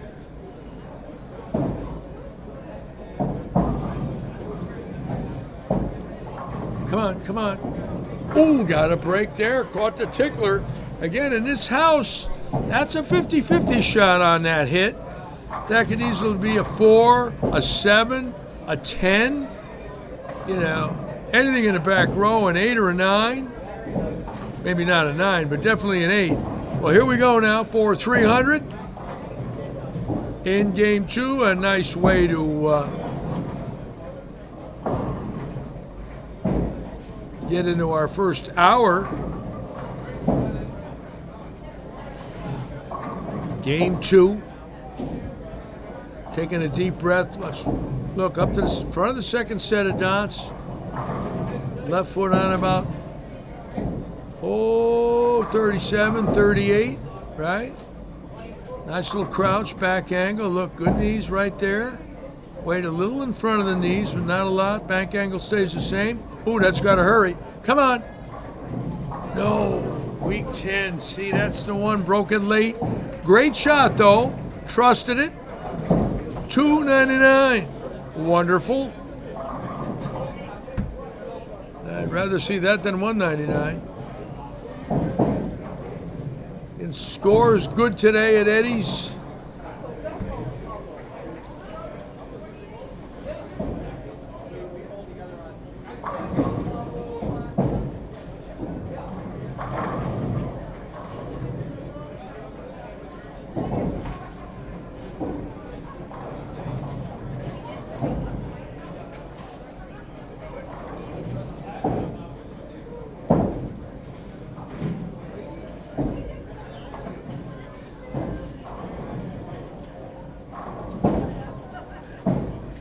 Yeah, the old week 10 there, Robert W. Oh, the $2.99 will help a little, that's for sure. I had two $2.99s in the 1972 Brunswick World Open. I'll never forget this as long as I live. I never had the first 11 in a row in the same day sanctioned other than that in my life. And I don't remember what block it was, but I went, I think 148, 299, 149, 299. To this day, I wonder what was wrong with me mentally. How you could possibly bowl that good and that bad in the same house, just skipping 2 pair of lanes back then with rubber balls too. So, you know, wasn't any resin breaking them up and beating them up in the heads. We were on wood. I ended up 9th in that event, missed TV, about 130 pins out of the top 5 with 2 148s, never mind everything else under 200. It was a 56-game event. But there was 100 right there in 2 games with 148, 149. And around them, I picked up 198. Impossible. 198 plus in 2, and 102 minus in 2 in 4 games. Try that sometime. See if you could possibly do that. Even trying, I don't think you could do that. Well, you certainly couldn't get 299, certainly get 148s. But here I was bowling for a living, trying every game. Unbelievable. To this day, 49 years later, I wonder where my brain was.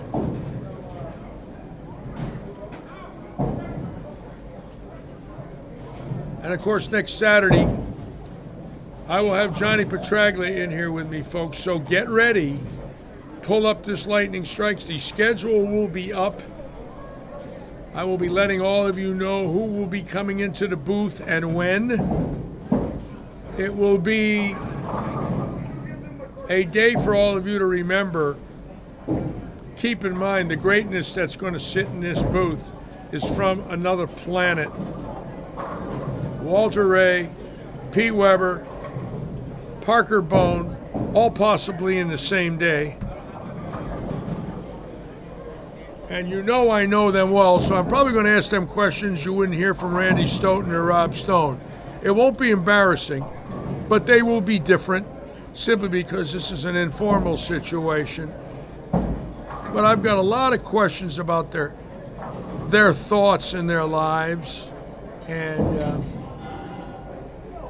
what their favorite venue was, who their idols were, what was it like when they bowled each other, what were the thoughts, and who did they not like losing to. I'm really kind of curious what Walter Ray has to say. I don't know if he'll answer it. I might want to say, who did you not want to lose to the most? In other words, who's the bowler you really wanted to beat badly, and when you lost, you were unhappy? And he's probably going to look and say right next to me, if they're both in the booth at the same time, Pete, and we're going to start laughing if that happens. So I'm going to try to have 3 seats in here so I could have one on each side of me, which would be kind of cool. Imagine being surrounded by 200 PBA titles. How's that?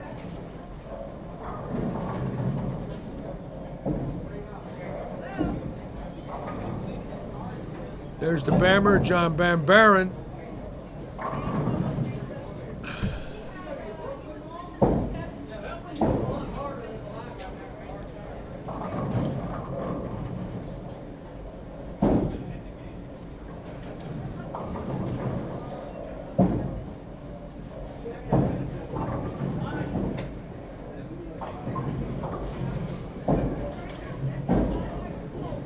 Well, there's no doubt that Pete doesn't like to lose, but I don't think anybody likes to lose. I mean, I say that respectfully. Some handle it better than others, obviously. But I had some PBA players that I not only did not like to lose to, I didn't like them, and they didn't like me. And when we bowled each other, there was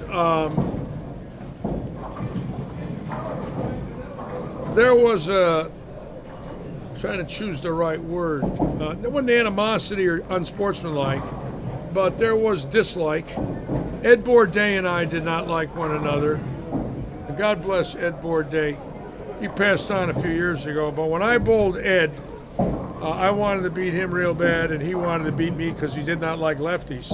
Ed did not like left-handers. So we the lefties knew that, so we wanted to beat him for all the lefties he didn't like. So there was a war, really was. He was a great bowler.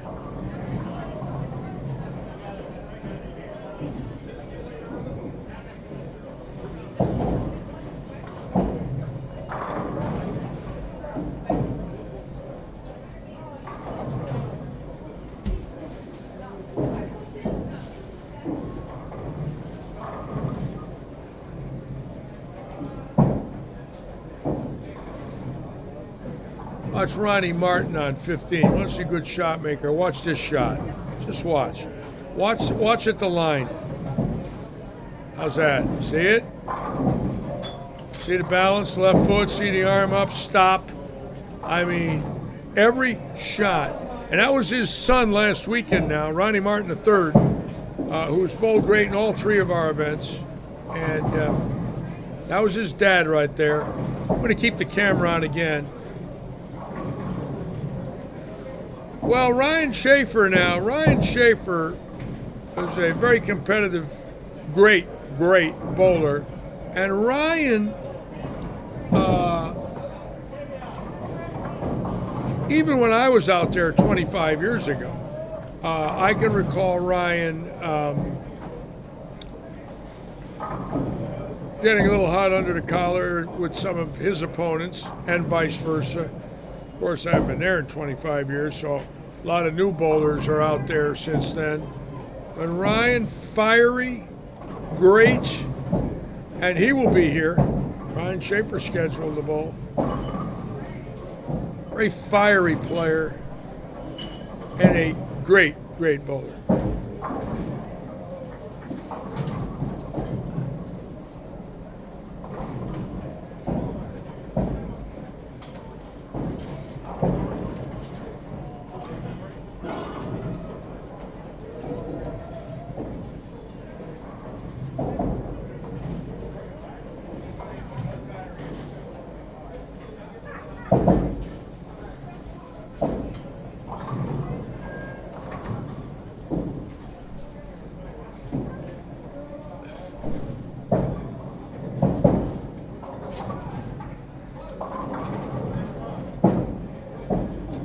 I'm going to keep this camera on Ronnie Martin again.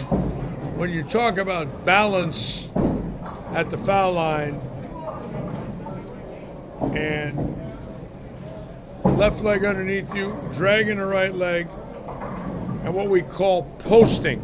When you post the shot, all right? A lot of you people have heard post shot. Watch this man on 16 if you want to see somebody post the shot.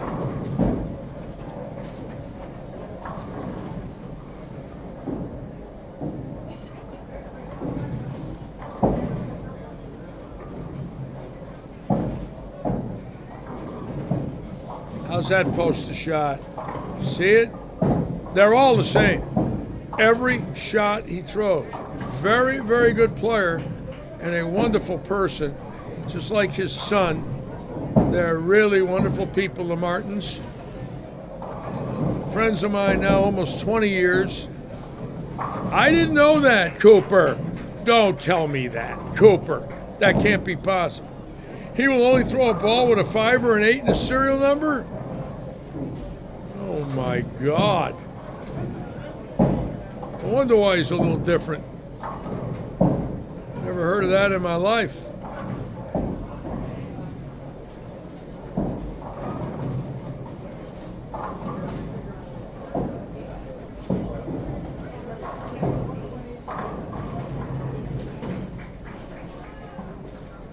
Five or an 8 and a serial number. Oh my God, you learn something every day that's so unique. Now that's different, folks. That's about as different as it'll get. 5 or an 8, huh? The gentleman right there throws the ball pretty good. See that? Great shot. He's got a lot of hand too. That ball's churning it up pretty good.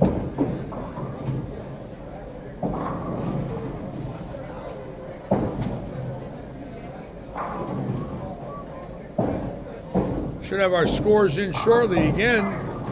90 bowlers today.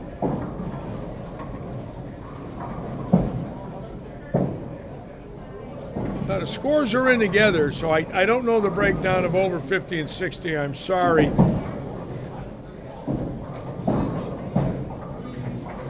But I might have a little more detail. Let's look at that again. You can see it there. 50s and 60s and ladies all in a row. I got to find out about that. That could be confusing.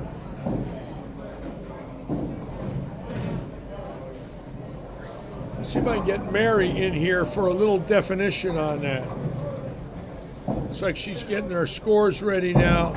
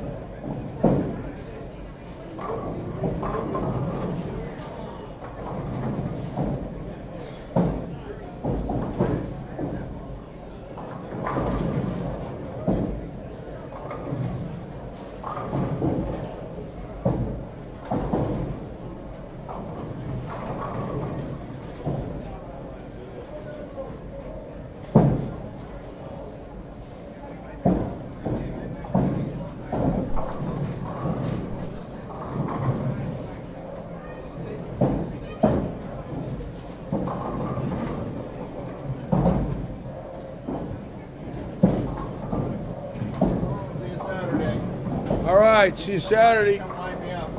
I still have the Wiseman in the bag. No way.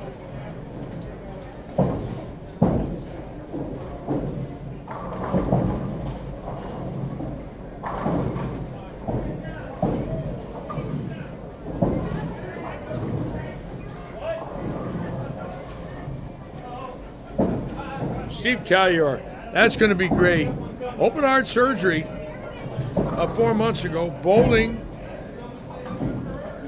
next week in the senior event, and he is in an unbelievable record, Southwest Florida. He is a Southwest Florida Hall of Famer, and he's on the state ballot for the Hall of Fame as well, and he could be very well getting in. He's won over 60 events in this association. Been bowling in it 40 years. Amazing amount of wins between here and Northport, up Englewood. From Venice to Englewood, about a 100-mile run, a scary amount of wins in his career, city events and other titles.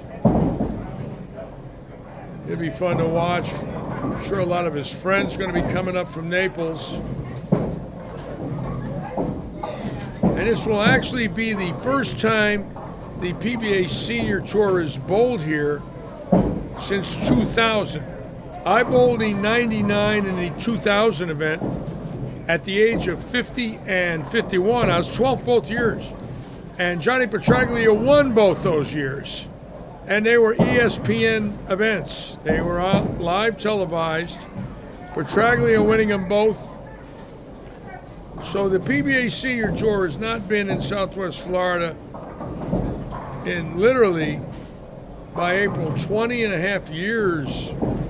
20 and a half years. And Petraglia will still be bowling in it. And what's really interesting, I won't know until I see the entries, but he's the defending champion of the Southwest Florida Open. And in fact, I want to talk to David Stouffer about that.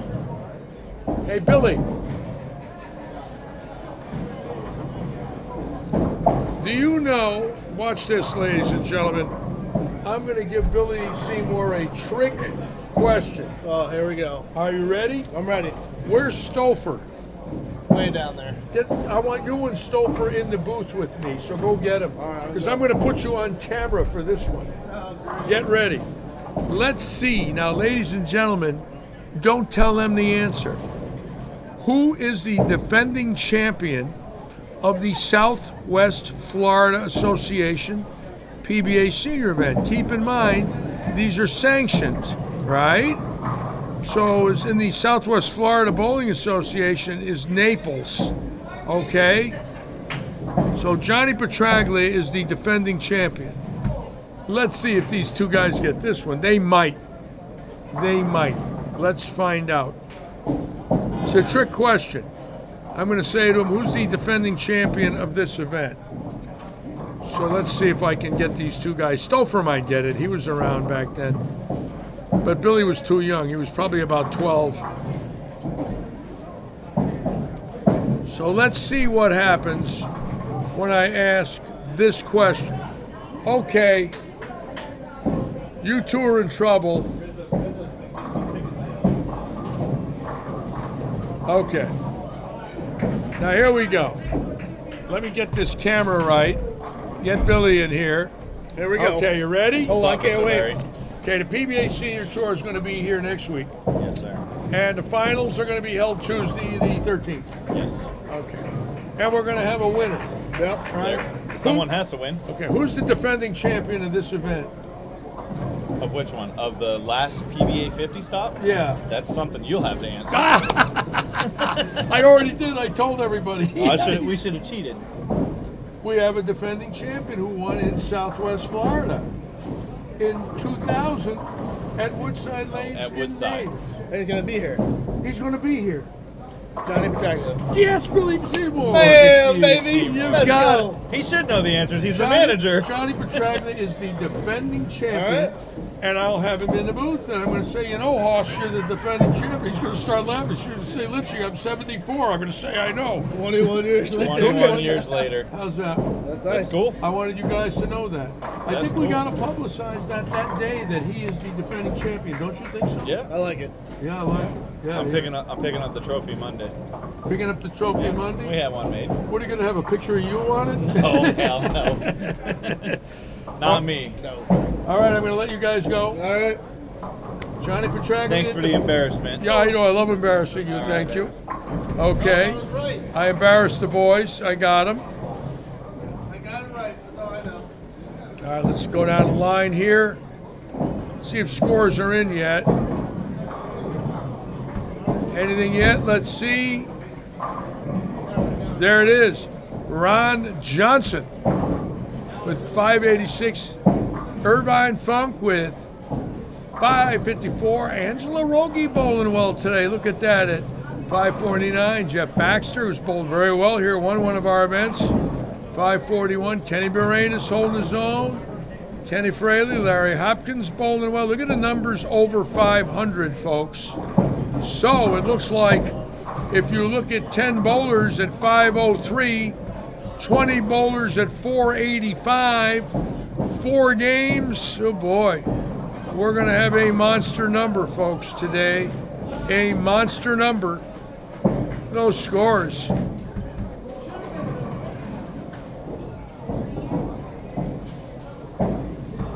There's the rest. Look at how high they are. Oh my God, anybody could get in.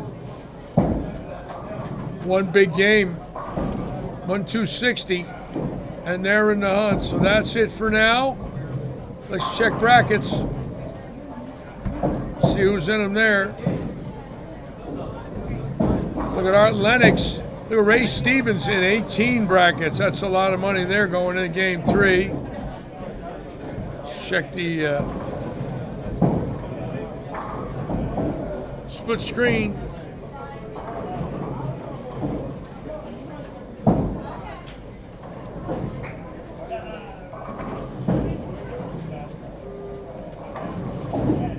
Again, as usual, we want to thank all of you so much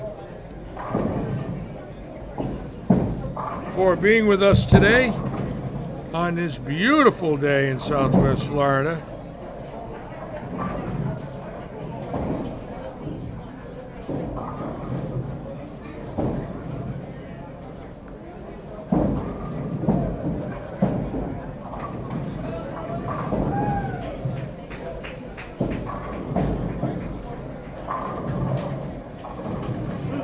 Again, around 6 o'clock, we will crown this month's champion. We will see you Tuesday night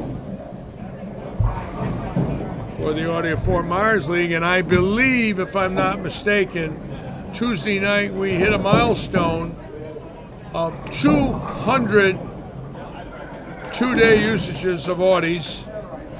Had 7 last Tuesday night. That seems to be the average. I think we're hitting the 200 number Tuesday.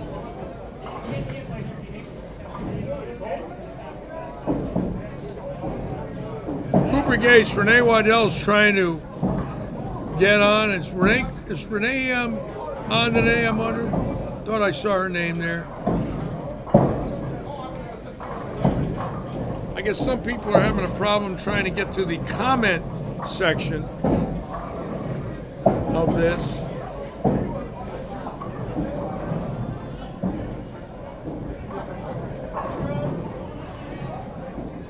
And Pam Stewart in the hunt with 455, Sabrina Ackerman with 481, Patty Cooper 512, Angela Rogie 549. We got 4 ladies in the hunt today, and they are in the hunt.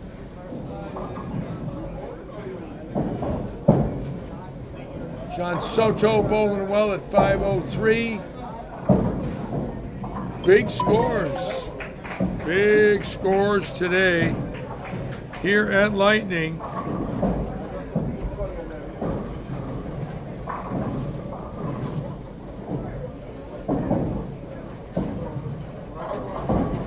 San Savoy looking sharp. Boy, is he good. That's a good bowler. I'd bowl with him anytime, that man right there on 27. He is a horse.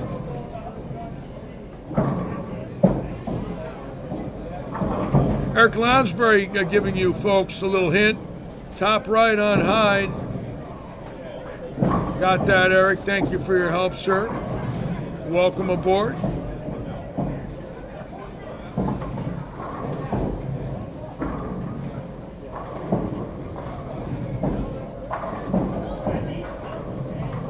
Again, on the 24th of April, the Florida Scratch Bowlers Tour making its debut here at Lightning Strikes. There is a sweeper Friday night. $1,500, they're figuring $1,500 to $2,000 first place in that event. And then that's Sunday the 25th. The 9-pin no-tap event sponsored by Ray Stevens. There is no 5-game handicap event this month. That would have fallen on Saturday the 17th or the 18th of April. We have the Sheriff's Department, Police Department, big tournament here on the 17th and 18th.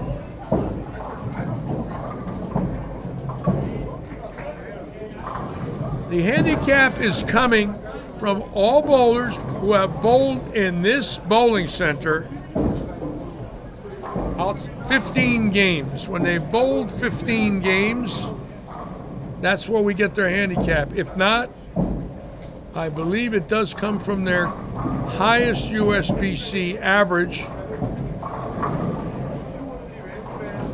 But many of these bowlers have bowled here week in and week out, and that's the handicap that Mary Berner uses, which I think is a good idea. You bowl 15 games here, that's your average.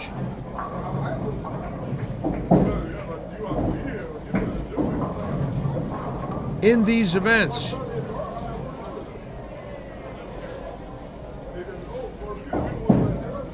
And average is always tricky, we all know that, because of different houses, different conditions, and of course, some people not really, let's put it this way, trying their hardest, if you will. So you run into that constant doubt if you see somebody and you think they're doing that. Unfortunately, there's just no way to stop it if we think they are doing something they shouldn't be doing. Years ago, there was a different way to handle it when I was a kid, believe me. I saw it happen as a young boy. 17, 18, I saw a guy accused of not trying as hard as he should, get told, don't do it again. And he laughed at the people and said, I'll do anything I want. Look at this, look at these guys right here now on lane 13. Somebody with 7. And Wayne Toplin right behind them with a chance for 7. So we got 2 bowlers right now that could be at 7 in a row each.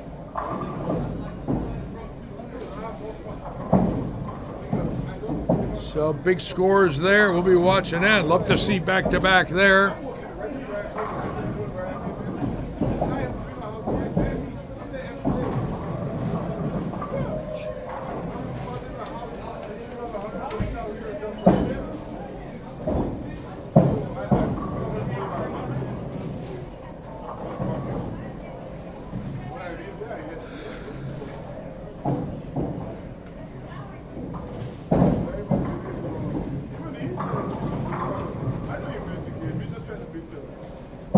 Let's look for some big scores now as we go down the line.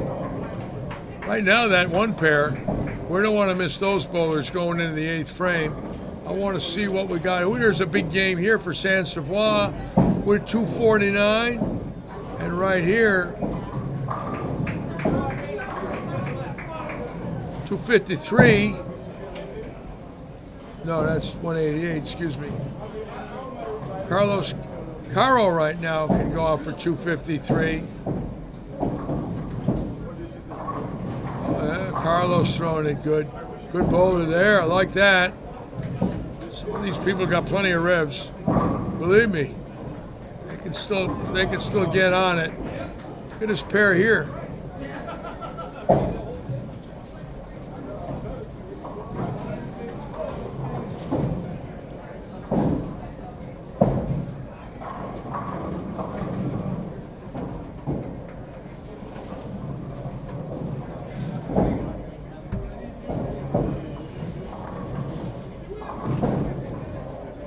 Let's go back to 13 now and watch right here.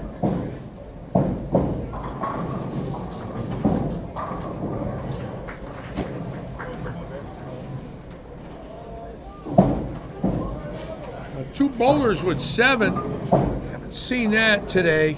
Same pair of lanes. The bowler right below him, Covington. You go out for looks like 239. They got an 839 in the wood going in the 8th frame. That's pretty cool. 839 in the wood. That is a monster.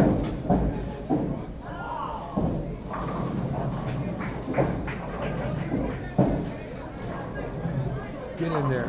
Hit it. It's a great shot. 5 almost touches the 7. Head pin in front of the 7. And that ball was right there. Excellent shot. We'll come back in a moment.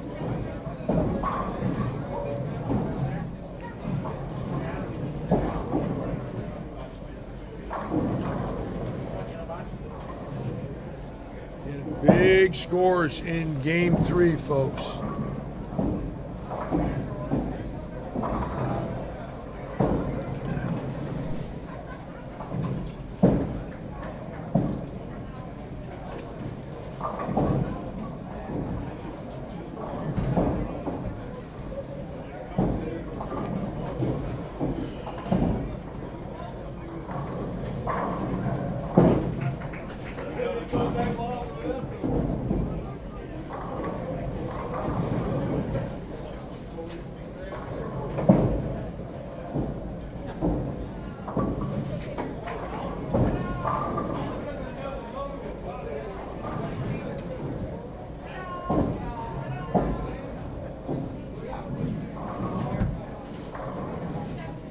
Billy Beagle on. Hello, Billy. Thank you.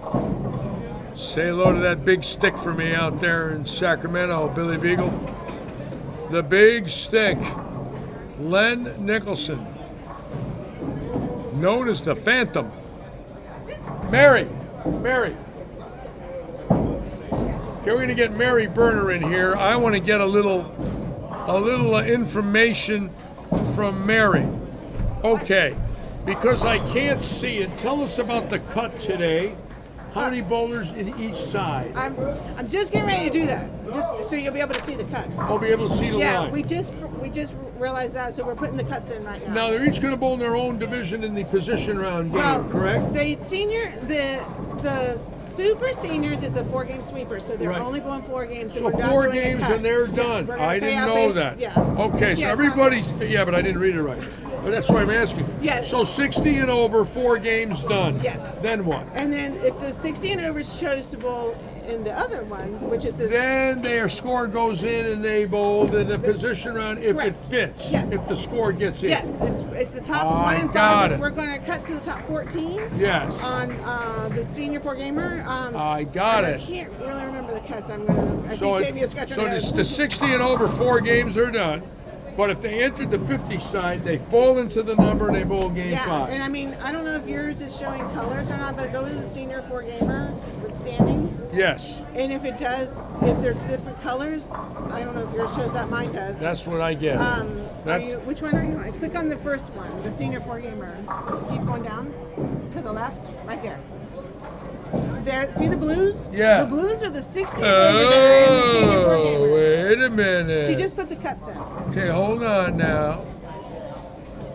And that's correct right there. Yeah, this is the cuts. So the cuts are that. So our 80-ish bowler, our 83-year-old, is in first place right now. Ron Johnson was 83 leading. Oh my God, that's crazy. They got an 80 and over division today. Oh, I don't. But I called him out because he's So my these older are bowler. the bowlers that will make the cut, period, because they entered On the senior 4-gamer, yes. on the senior They chose 4-game. for both. I got They it. paid both entry fees. I got it. Wow. So we're only taking line inch out of the total number of bowlers, I got it. and then we're paying out the equivalent of the prize fund per the bowlers bowling event. I got They it. paid their entry fees. If I have any questions, I'll bring you back because I'm already confused. So I might bring you back 6 times by the Let time. me see these flyers. I can't even read them right. Yeah.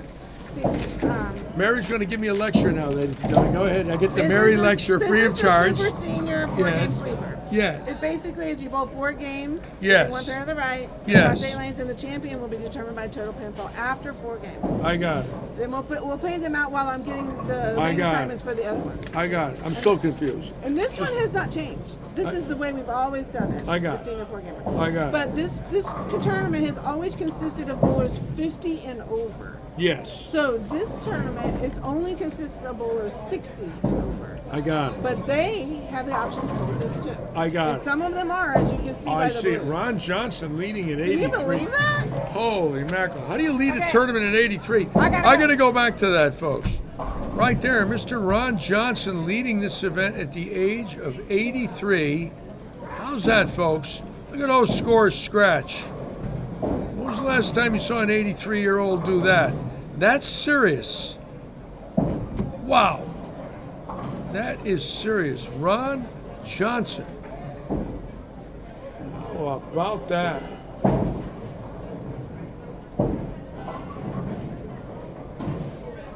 Ron Johnson.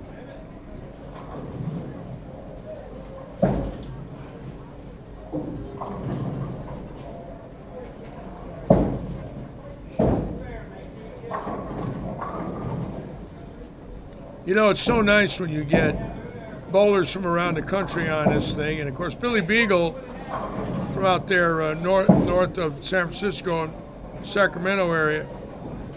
And Len Nicholson, of course, ladies and gentlemen, if you don't know about Len Nicholson, he's the Phantom on Phantom Radio. Longest running radio show in the history of bowling. That was the PBA lane man in the 70s and 80s. Western Region Tournament Director. And then in the late 90s, went to work with John Davis and Kegel to design the lane machine with patterns in it. He helped John with the initial patterns. And Len told John about different angles and how to set them up. And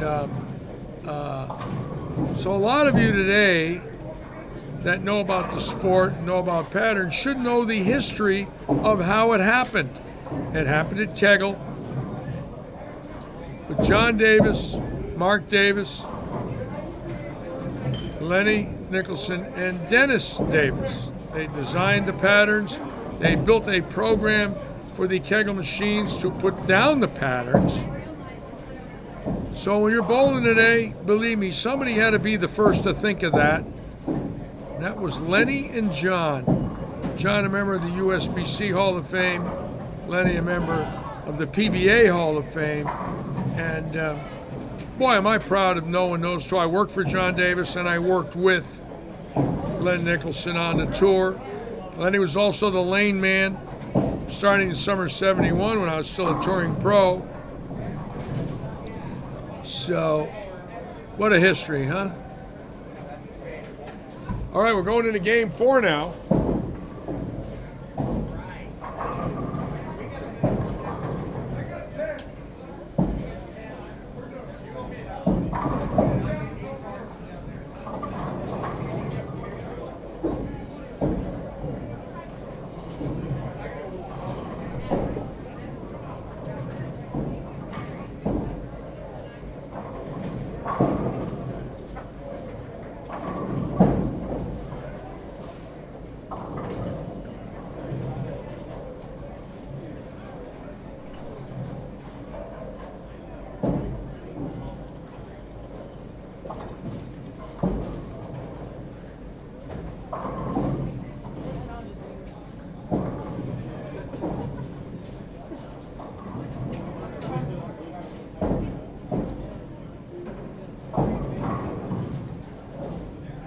Frank Giannino right there, who had 300 Wednesday night. So the ball pretty good there. Look at that. Could have struck out for 279, and he is in the hunt to make it. So that was a big shot for him. The 10-pin moved. Watch Michelle Benza now. Oops. I don't blame you, Michelle. Get off the lanes.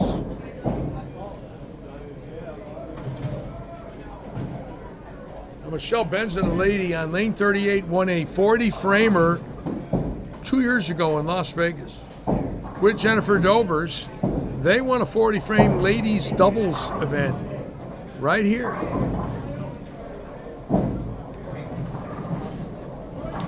And she's either got 107 for 250 or 168 for 250. So she's got 250 in the wood right here. Ooh, that's good. Hold it, hold it, hold it, hold it. And a girl, Michelle. Michelle running it out. And Michelle right now, way down at 432, 66 pins out of the cut. But this game here is going to launch her into a number where she'd have a chance in game 4. Michelle Benza, no relation to Tony Benza.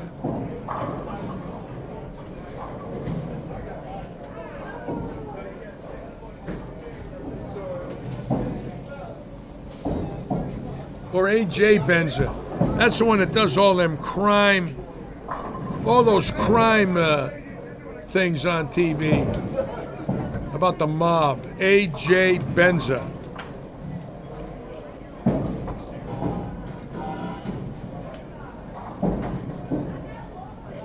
Big Ron Luchart right here shooting a 6 count. Let's watch Big Ron. Oh, that's got a chance. Hold it. Atta boy. Big Ron, the walking billboard, waving to his fans. There he is.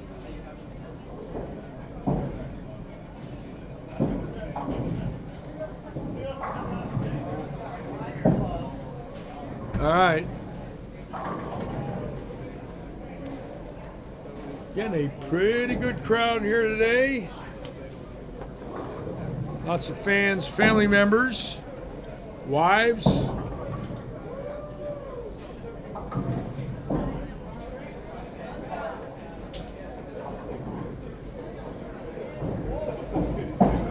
John, hello, John. John Bercier on today. Welcome aboard, John. Thank you for joining us.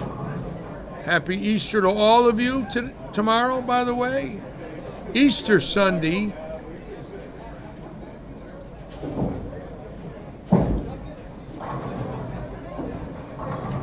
Tomorrow I have nothing planned for Easter. Going to work on cleaning the boat, getting another car cleaned up, putting it for sale, selling the boat,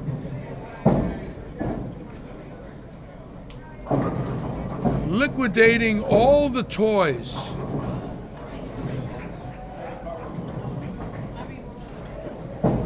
Any idea how Mike Hauser is doing? Well, let me look and see. You can pull up tournamentbowl.com, Tommy Ray, for Mike Hauser. I don't see him here on this particular score sheet. Let me look here, Mike Hauser. Let's see. Mike Hauser. Where is his name? Mike Hauser's in 28th at 470, approximately 28 pins out of the cut. Mike Hauser.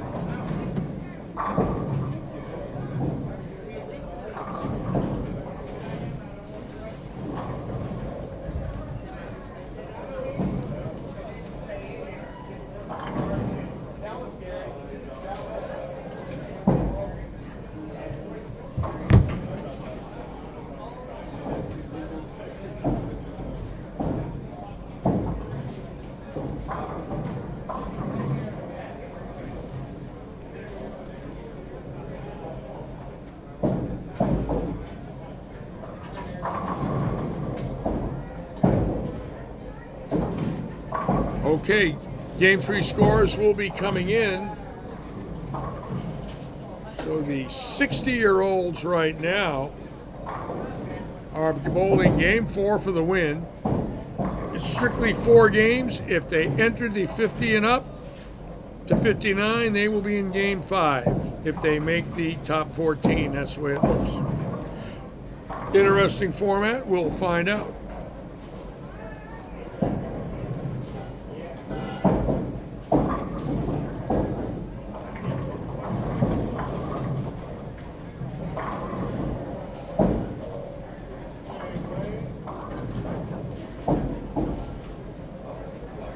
Well, thank you, Tommy Ray. Yeah, it'll be a nice day tomorrow for me.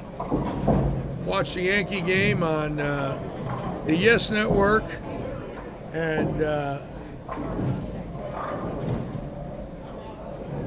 plan my next 31 days to May 5th. Have a little plan. Getting ready for a plan, that is, if you will.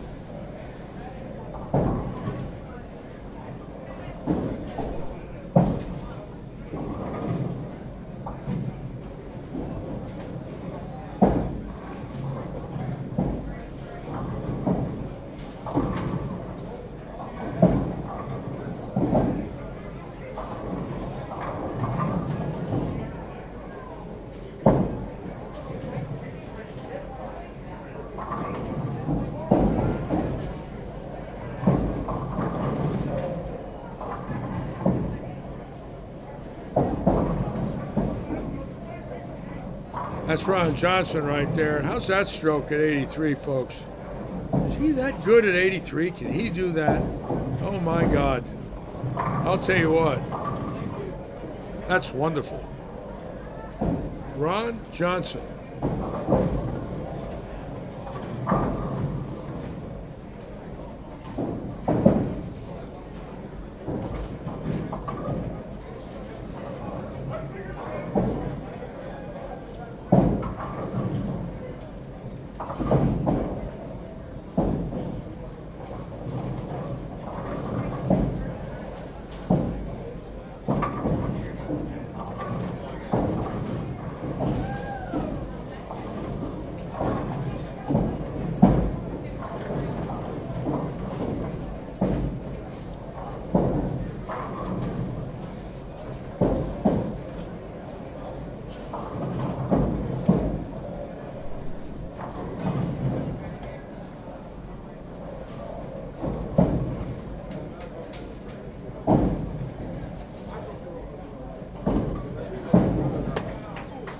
Tingling.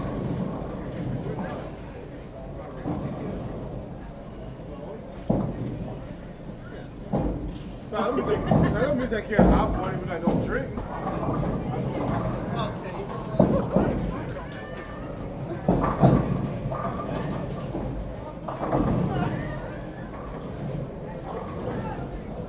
I can't believe you passed me and didn't offer me one. I saw it.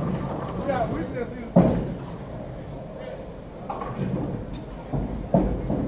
Well, I'll tell you right now, when you get a guy 83 that can shoot 720s, 730s, that's pretty rare. We all know that. This gentleman, I've seen him bowl before. He's very strong physically. Obviously, he's got great legs, great back, and great shoulder and strength in the back and upper body. It is very, very rare that a man throws the ball that good at that age. 1 in 100 is not even close. I really believe that anytime we see that, there he is right there on 33. Let's watch him. Look at that. I mean, that's pure. Got the left leg underneath him. He's got a high backswing. Obviously, one of these people blessed with great flexibility and muscle strength at that age.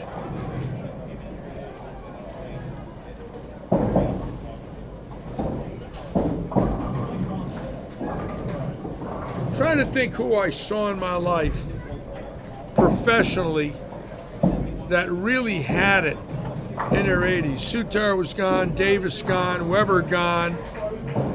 Salvino at 80, he's 87. Still actually looked pretty good at 80. Took great care of himself in his life. But that's an awful high number right there to be throwing it with that kind of revs and follow through and reach. Let's watch that again.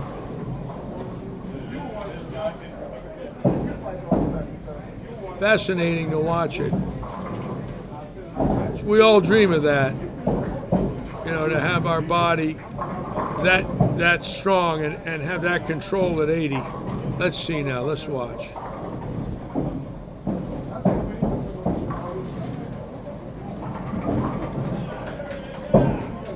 Oh, that's beautiful. How's that? My God, don't get any better than that, folks. Oh, that's for real.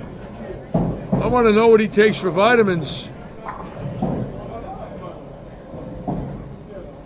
Just beautiful.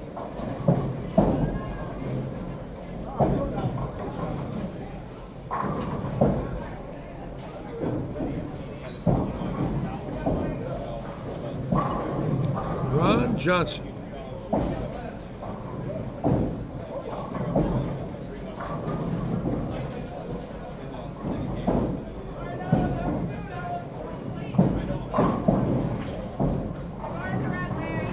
Scores are up. Here we go. Let's check it out. And Johnson's still leading. 672 scratch. Look at Baxter bowling well today. Bowled well last month. 705. Buranus 709. Kenny Fraley 739. Look at those scratch scores. Toplin 742. Ray Stevens 727. Big scores today at Lightning Strikes. Giannino getting in the Detroit stroke. Gary Seitz over 70, still throwing the ball well. Look at that number, 743. Wow. Angela Rogie still in, just out Patty Cooper.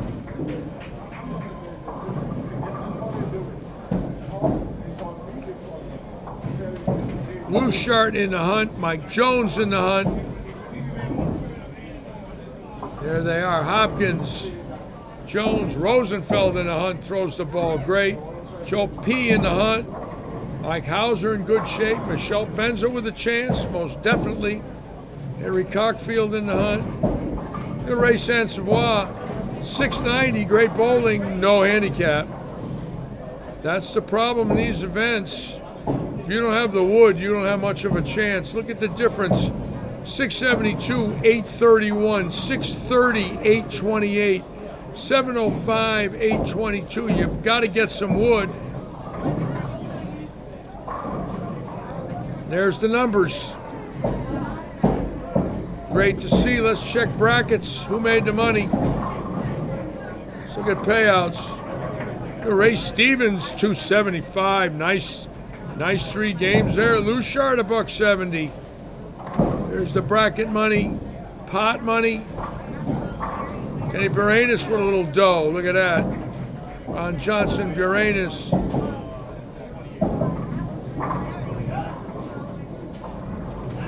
Senior Nassau, Joe P. Ed Brushelmi and Wayne Toplin.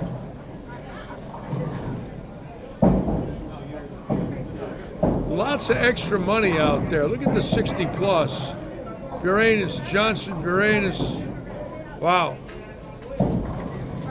Some great bowling here. And let's get back to the live action.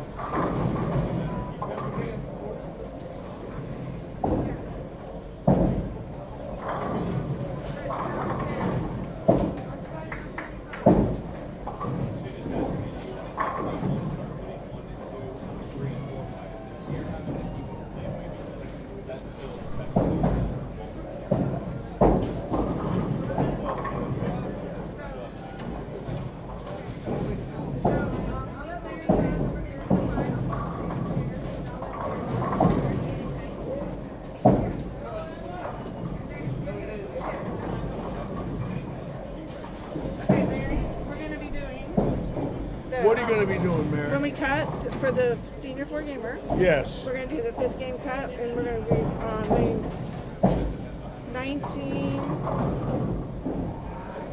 through 32. 19th to 32 Yeah, for it the should be cut. 7 pairs. 1, 2, 3, 4, 5, 6, 7. Okay, got it. Because I made this up, and my question to them was, do I continue to use this, being that the center of the house was down at 25, or do I move it left? And they said to keep it left Yeah. out. Well, we got cameras now literally from 9 to 42, and by next week it'll even be better. Oh, maybe not. All right, what we got 9 through 42 open. Okay. All right.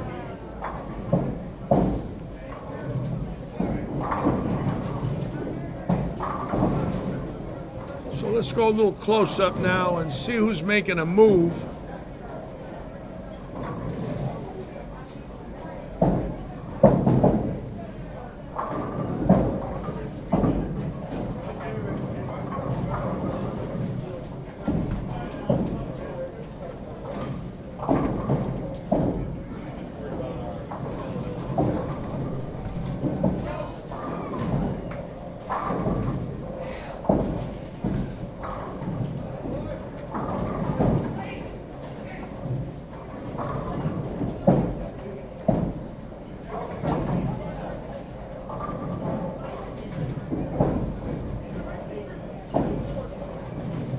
And I want to congratulate my friend Brian Robinson, who made the cut.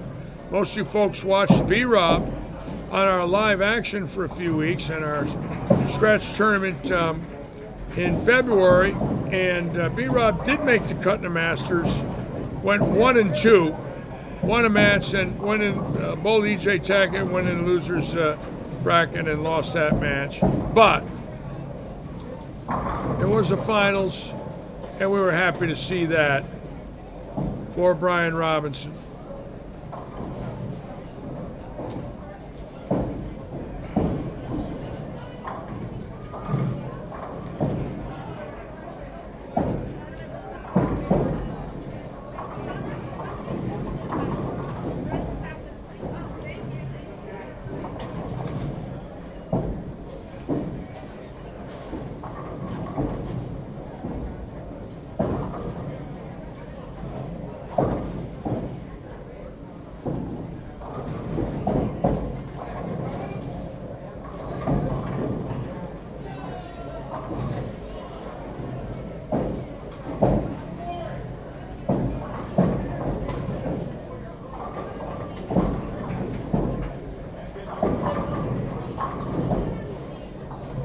Again, the big weekend. It's going to be amazing for me next week, especially Sunday, Monday, and Tuesday, to watch and go back and forth across the house and watch this greatness that we have that's going to be here with us. I want to see if I can find Ron Johnson before we... I think he's coming up here on one of these lanes. I want to watch Ron throw the ball again. I believe he's here. Because right now he is leading, and a lot of fun to watch. Let's see if I can find Ron Johnson. Where is he?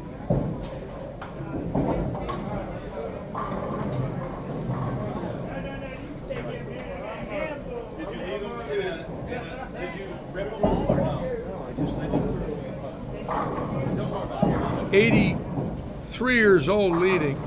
Well, what a weekend it's going to be. So all of you, pull up Flow Bowling. Of course, us here next Saturday. Try to get on Flow Bowling and watch this great event from Southwest Florida. It's going to be thrilling. I didn't realize Mike Haugen will be here out of Phoenix. He's fantastic. Just unbelievably legendary bowlers that are going to be here. Now Wayne Toplin making a little run to lead this thing. Right now on 5 in a row. He's about 60 out of first, but he's got a shot.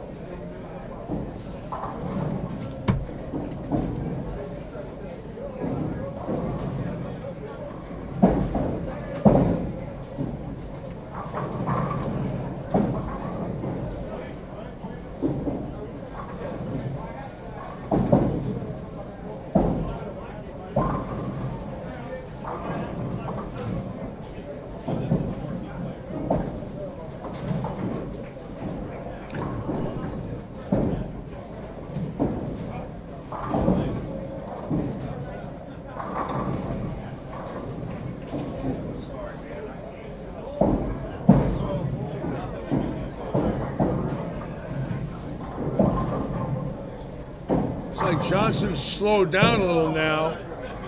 And yes, he did. He's in a little bit of trouble here if that's him on the right lane or the left lane up top, and it might be. The cut's going to be 13 through 26. 13 through 26, got it.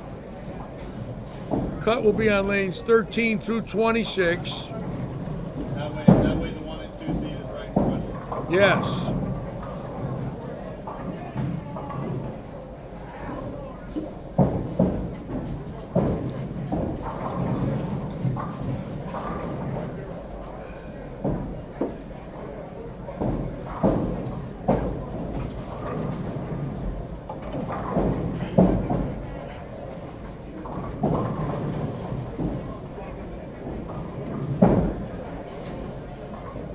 Toppling right here on 18 has got a shot to get right into the hunt to win this tournament. He keeps striking here. Oh, that's crazy. Did you see that? I mean, just really a pretty good pocket hit. Easily should have been 9, possibly a strike. Instead, what we see in this house, literally, week in and week out, that half hit where the ball is not solid, and we get that. And been watching it for a couple of years. This is a 7-10 house. A lot of times it'll go, but then you see that. Hard to believe the ball could be. That was a pretty good shot. It was maybe an eighth of an inch from being flush. And he gets an open. I mean, you miss by an eighth of an inch to get an open. That's terrible, but that's the nature of the sport.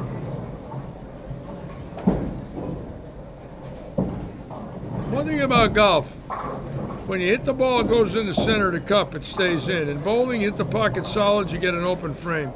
Such a difference in sports. Baseball, you hit a home run, it's a home run.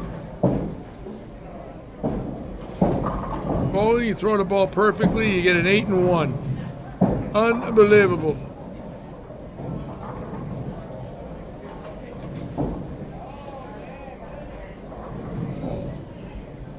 Cooper, I'm not going to say a word about that. I'll let you say whatever you like. I usually let my guests say whatever they like as long as I can handle it. I had one blow up in 2 years. One. But it led up to long before that. But we're over it now. I don't mind what happened. I'm sure he doesn't. I hope he bowls well today and wins. God bless him, man. He wants to win. I'm not rooting against him. You know, we don't, I don't think anybody likes to hold bad feelings. I don't. I like to forget bad feelings and move on with my life. But yes, pizza, or Cooper, pizza on the keyboard is something we don't like. Pizza on the keyboard kiss. That is by far the post of the year by Cooper Gates. You get an all-expense paid trip to Alva, Florida for that one, right from Portland. Hop on a plane, Cooper. The pizza on the keyboard kiss. I'm going to have to remember that one for a long time.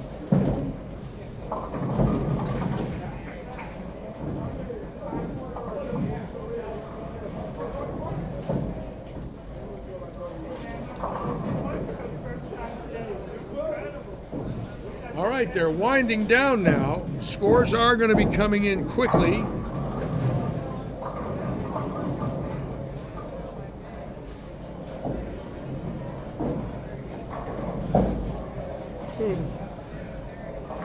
We will have a little break while Mary gets the scores set. Should be out of here about 5:30. And again, another 2 days off, which I can't wait for.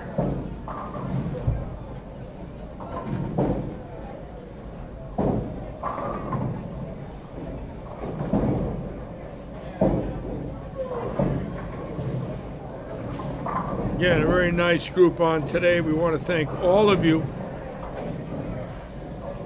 for being with us.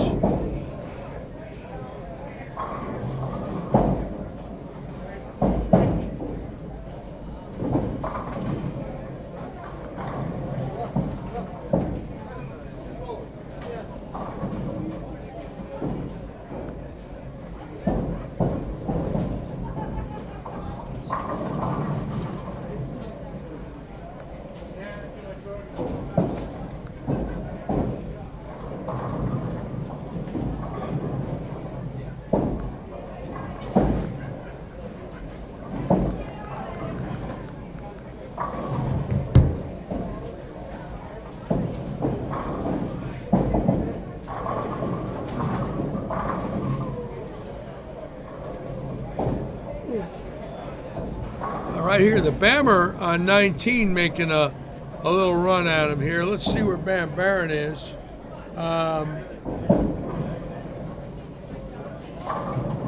Yeah, he's about 69 out. I think he needs them all. He probably got to go 279 here. I still don't think it's enough. Okay, let's watch Bam Barron make this shot. Watch the Bammer. He can still get on it at 50. Watch him live through this one. Whack. Wow. How's the flip on that ball? An executive with LA Fitness, 26 years, a vice president of LA Fitness. Oh, I know you did. I know what you did, Cooper. I'm not denying Pizzagate. I like to call it Pizzagate, if you will. Yes, Larry definitely opened up a can of worms with that one. But it's over with. It's spilled milk. Watch the Bammer here. Oh, Jesus. Not want a 6. If he had any kind of a chance, now it's over. Scores coming in now. Let's see.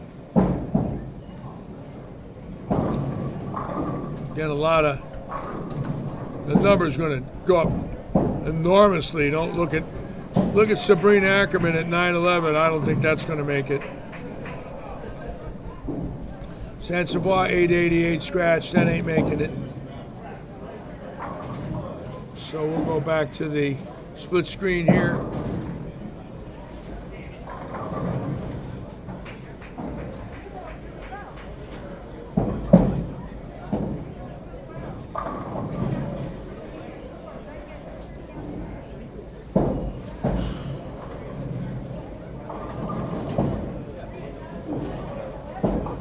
David, what's it cost for a raffle? Dave Stouffer running a raffle. And what do you win?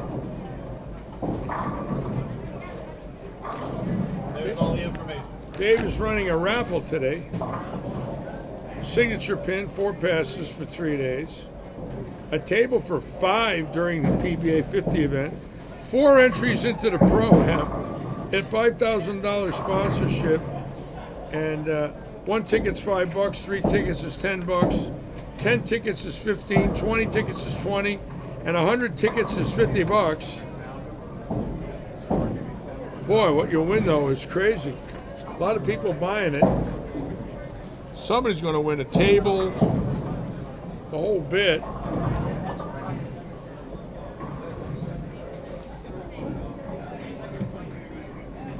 Let's go back to the scores here and see what's coming in. Hit a little standings here. Nope, still 10-25 up there leading, but that's gonna get knocked down. Let's watch Johnson again on 33.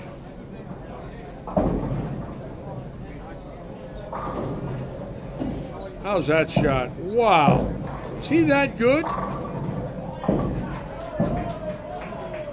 Oh my God, did you see that stroke on him at 83? That's crazy. I didn't throw it that good at 53. Wow. I mean, that's just I've seen him bowl before, but I didn't realize he was 83. I thought him for, late 60s, early 70s. But that's unbelievable. God bless him.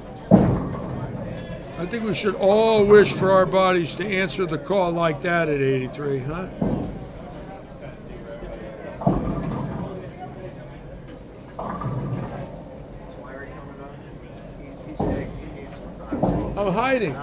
I'm hiding. This is my bird cage. This is the bird cage. He actually gets to enjoy that. He's not live streaming. Yes. Oh, nice. Thank you. Say hi to all your buddies. It took 9 months to get a weekend off. 9 months. You're gonna take some time this summer. I'm out. I'm going. I'm out of here. I'm going to be on Martha's Vineyard in June. Oh, yes, I am. I can't wait. All right. 896 scratch for Ron Johnson. Boy, I'll tell you, folks, it does not get any better than that.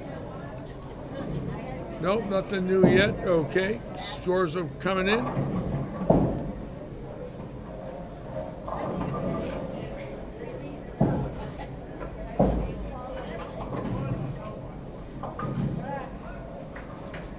Okay, we're just about done. Now we're going to wait for Mary's tabulation.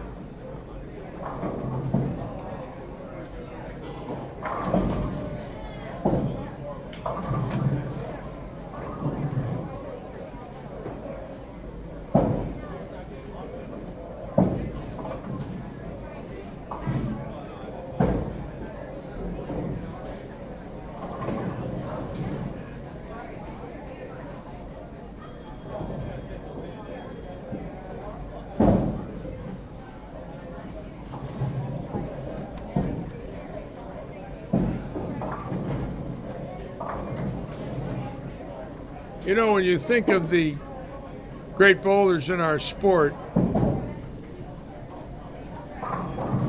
Sutar in his 70s was still a player. So was Dick Weber. They could both make senior finals in their early 70s, and obviously so can Petraglia. But, usually 70s, that number where obviously your body really starts to feel it. Many greats did not do well in their 70s. And, of course, that's at the national level. And it forced them to quit because they were so used to being, competitive professionally that, when they couldn't do well out there, they really didn't come home and bowl leagues. They usually retired because they were never league bowlers. So you can look the other side. Look at a guy like Johnson. He's 83. He's been bowling leagues all his life. There's no reason for him to quit. He never went out and was a star, and I say that respectfully, but a league bowler all his life. At 83, the way he throws the ball right now, and this is no offense to any of our elder PBA champions, he would beat the majority of PBA champions in their 70s right now because they stopped. Once they lost that tour, they never bowled again. You watch that guy throw the ball? Huh, who'd want to bowl him at 75? Even great ones that are still alive that are not bowling. Sutar, I don't believe Dave Sutar could beat Ron Johnson right now. Dave Sutar's 81. Not a chance. And I love Sutar. But he stopped bowling 4 or 5 years ago. That was the end of that. The key is you got to keep bowling. You got to keep the bones loose. You can't stiffen up. And that's exactly what he's done. He has stayed active and kept his flexibility in his legs, his back, his muscles.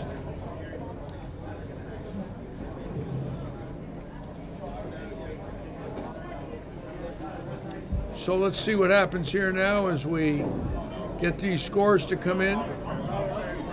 Still waiting for the numbers.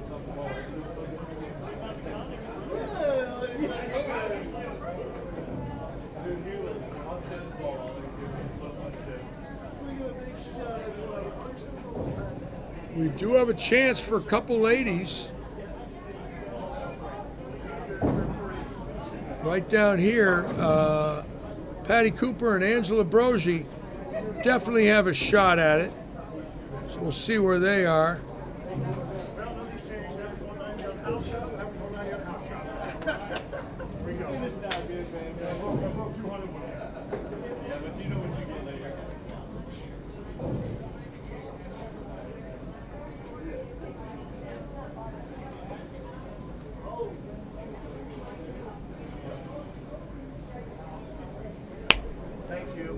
Oh, yeah. My pleasure. Thank you, sir. All right.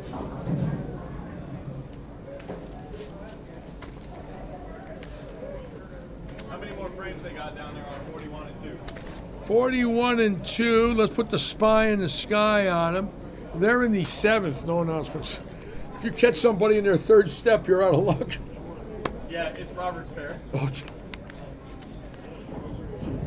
all right, we're still waiting for this pair to get done before we can actually figure out who did what, where, how, and when.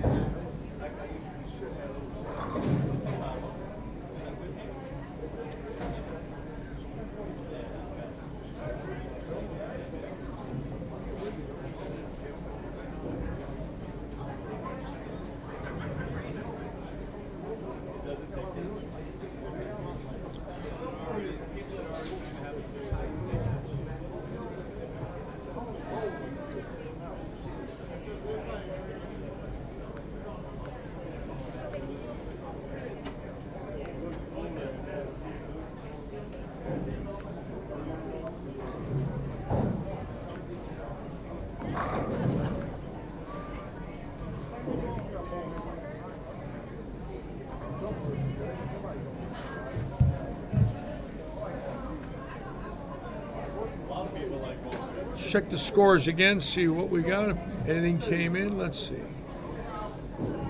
Oh, there we go. Ron Johnson's still in the lead. There it is, 896 scratch. Ken Buranus bowling well today in his 70s with 889. Frank Giannino, 918 at the age of 69. Gary Seitz, 877, about 72 years of age. And Ray Stevens, 924, great scores. A lot of bowl. Look at Ronnie Martin, just 896. Really never got it going after game 1. Actually bowled very well today, but not quite enough. We're still waiting for a few more scores to come in. Patty Cooper, Michelle Benza, some of the bowlers down here that could easily get in, so let's see what happens. Right now, Ron Johnson still in the hunt with a lot of wood, I might add. 45-pin lead. Kenny Buranus 80 out. Frank Giannino 94.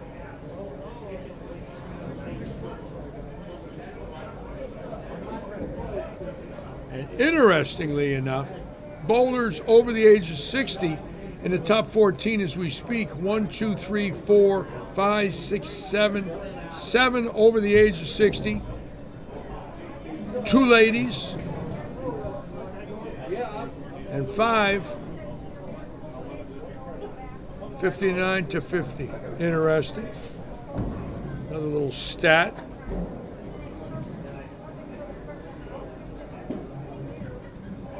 Let's go down and watch these guys right here now on that last pair. Oops, that went in.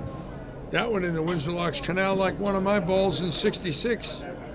55 years ago, I used to throw them right in the canal at the end of the pot games. If I lost money, right in. Bought a new one the next day. Blame the ball, just like everybody does today. Except then you threw one in the river and you bought the same ball the next day. Oh, Robert Eddy getting the 10 out.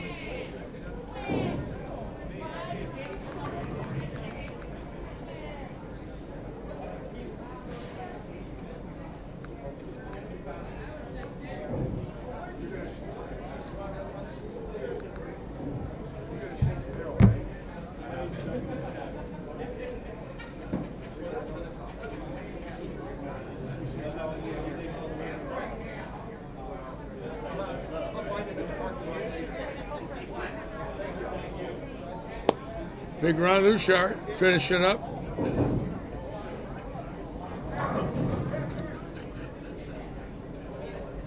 Let's check the scores one more time, see where we are here. Get a little update. But Ponzio's still the number. Angela Rogie, look at Angela Rogie right in there behind Johnson. She's got a chance. I mean, she needs a good last game, but she could certainly do it. The only lady right now to make it, and she is in second place. Her worst game was her last game. She might have got a little nervous, so she needs a good game 5. Wayne Toplin scores 978. That's some great bowling there. 221, 242, 279, 236. Definitely led the bowlers today. That's a big number. I don't care how old you are.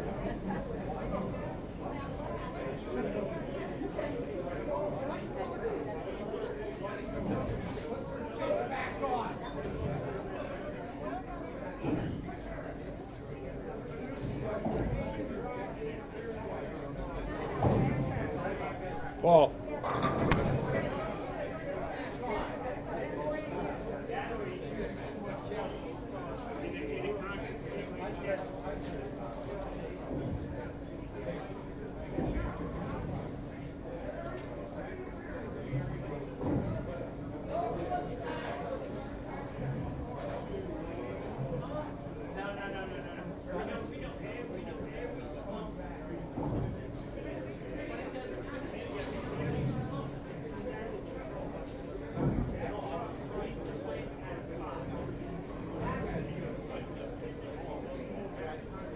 Carlos an ace.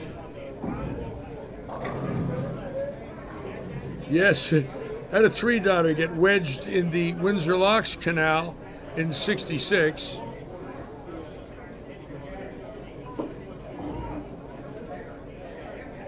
I had 15 balls in there by '68. I went in from the fall of '65 to the spring of '68. They fished them out. They went and got them. They drained the canal, and there was this pile of green, round rocks. And they pulled them out. True story.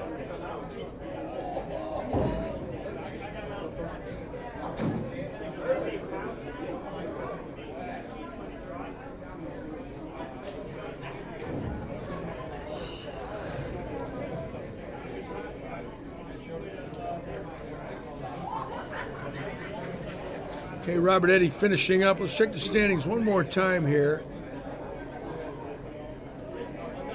Right now, still 965 with Ponzio. Is that going to be the number? Let's see, folks.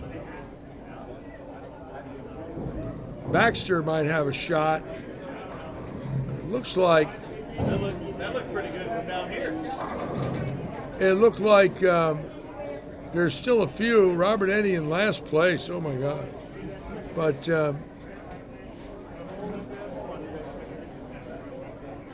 Jeff Baxter might sneak in. Let's check Baxter's scores here and see what he did. He's a good bowler. I don't see anything big he might not have got in. Look at that, 170s and 180s. Eddie's shooting 240 the last game, but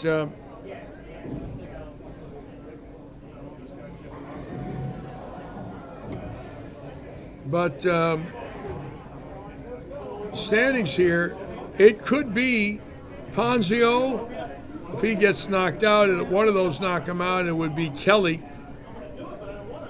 So let's just wait and see what we got.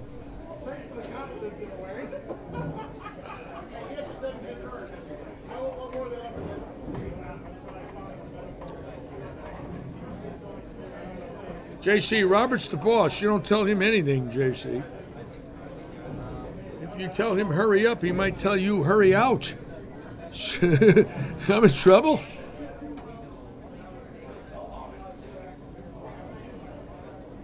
All right, tournament bowlers, that wraps up your 4 games of qualifying. While Tavia and Mary are tallying up y'all's scores, they'll get you some updates.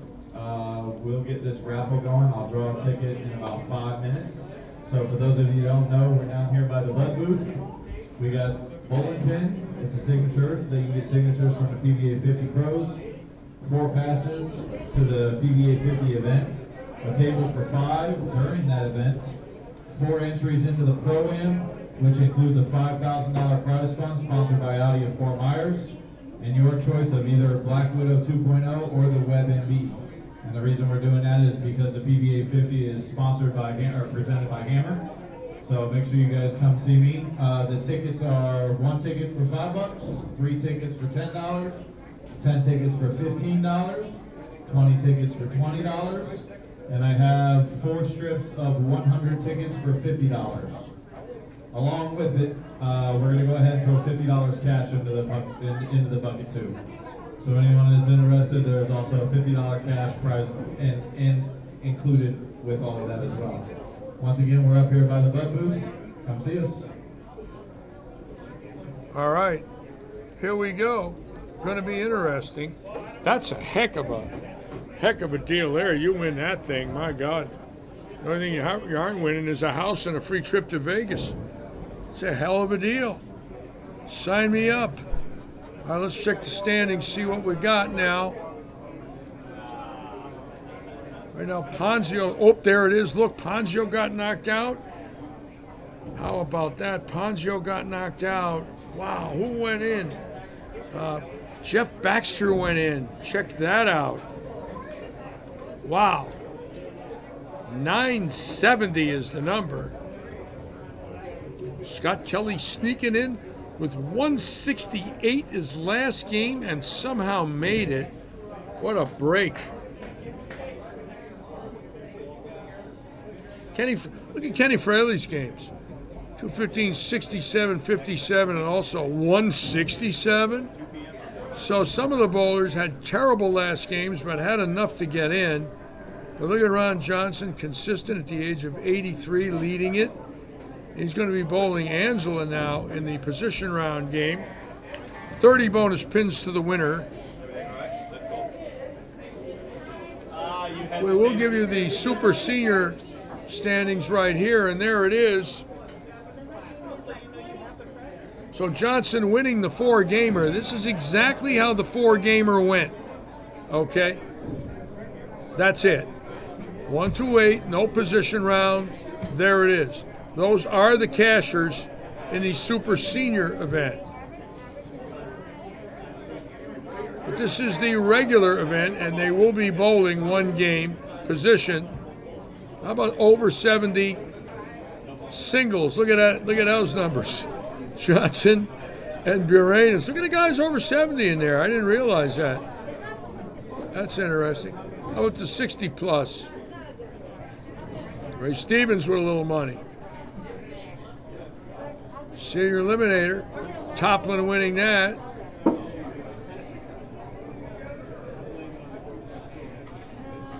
Let's check out the payouts now. Ray Stevens at 275. Big money for Stevens.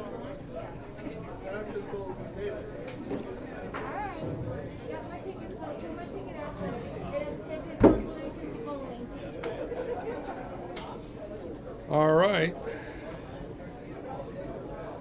Yeah, he bowled great today, Cooper. That's big numbers for Toplin, and big numbers for anybody. But for Wayne Toplin, that is a great score. He's bowling well. Bowled well last Sunday, so good for him. Anyways, we're waiting now to see what's going on here for this position round game, and we will crown this month's champion.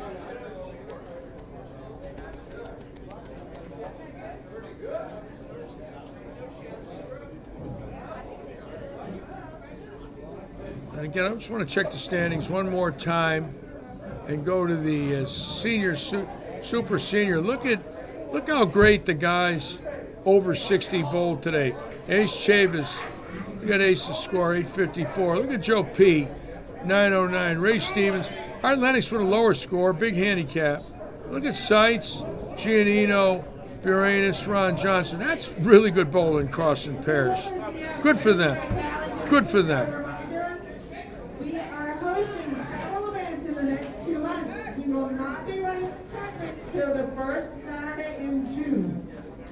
We are hosting the entire women's state tournament in the month of May.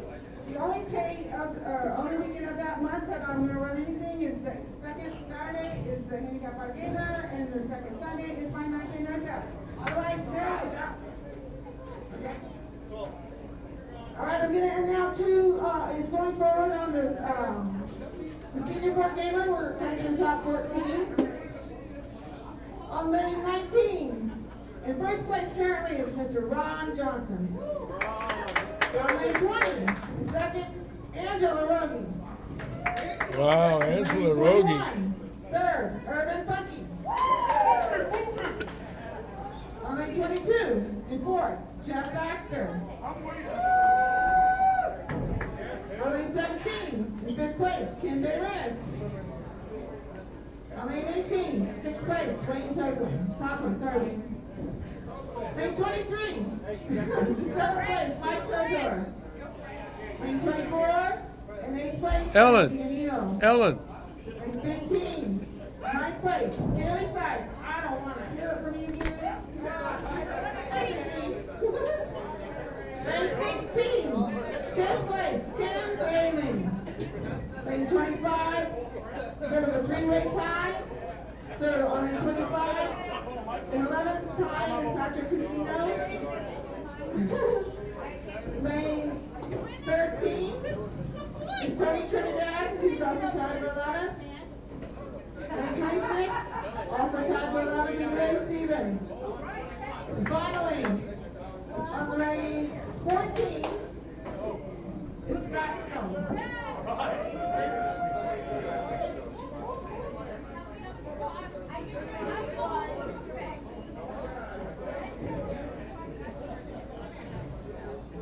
David, what are they're winning all of that? How much did you charge today? It's a lot to win. The table. Oh. All right, guys, we got 2 strips of 20s left, and I got 4 strips of 100 tickets left. I'll do them for half off because I don't want to put them back in the roll. So you'll get 100 tickets for $25, and you'll get 20 tickets for $10. Come get them if you want them. Wow, he's got a big line. Everybody's waiting for the big discount. Now they're all buying. If you want to see something crazy, folks, you got to see this. I don't know. I'm not in charge. I'm just in charge of cameras. Look at this. Look at this. Look at this line of tickets he's got here that he's selling. That's crazy. Who could find their number in that mess? Good luck. This is for a table, entries, a ball, 3 days of tickets, an all-expense-paid trip to Honolulu. You get on a plane with Elon Musk to go to Mars. They got more stuff for you here. This is crazy. Look at that. There's tickets everywhere on the floor. Oh, really? Somebody bought all this? This nice guy right here. You want to win down here. Pretty good crowd in here too. Check this out, folks. Okay, bowlers, I'm going to go ahead and pay out our super senior sweepers. Okay, here we go. Mary gonna pay out some money now. Let's watch Mary. Let's watch Mary give away some money. You're welcome. I don't know where you're at, but I know you're at. Mary loves to hand out money. Yeah, that's a big number. 978 for 4 is. That's a big number for anybody, especially somebody over the age of 50. That's great bowling for Wade. I'm glad he had a nice day.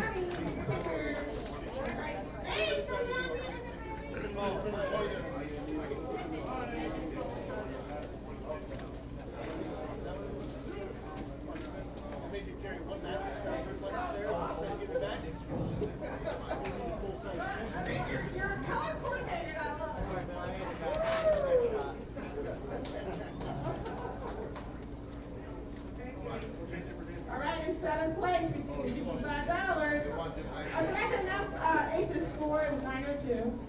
And in 7th place, the score is 909. For 65 is Mr. Joe Ponzio. Oh! The Pond's getting some money. Joe just made The Pond's related to Henry Winkler. The Ponds and the Fonz. There he is. Joe Ponds. All right. In 6th place with a score of 932, receiving $85 is Mr. Ray Stevens. The Elon Musk. They say Elon Musk is going to be sending people to Mars, Cooper. Elon Musk. Whatever happened to the world? With a score of 940, with receiving $100 is Mr. Art Lennox. Oh, Ace throws it fantastic. JC, Ace is in fantastic shape. It's amazing how some people just have that in their bodies that can actually, look that good in their 60s and 70s and 80s. 74 years young. Pretty rare, but wonderful to see. We all envy that. I mean, I'm in good shape, but I couldn't bowl like those guys. I honestly believe I would ache horribly at the end of 5 games. I can bowl, but I'm just worried about tomorrow morning. Getting out of bed is the problem. You can bowl that same day. What do you feel like 2 days later, 3 days later? In my case, my body pounds for weeks. Personal trainer, yes, I agree with that, JC. In 3rd place, receiving $150 with a score of 954 is Mr. Frank Giannino. This is Frank Giannino, the Detroit stroke. Wednesday night, his wife said to me, if he did not strike on the 12th ball for 300, she was going to call him the Detroit choke. So, the Detroit stroke got 300, and in 299, he was the Detroit choke.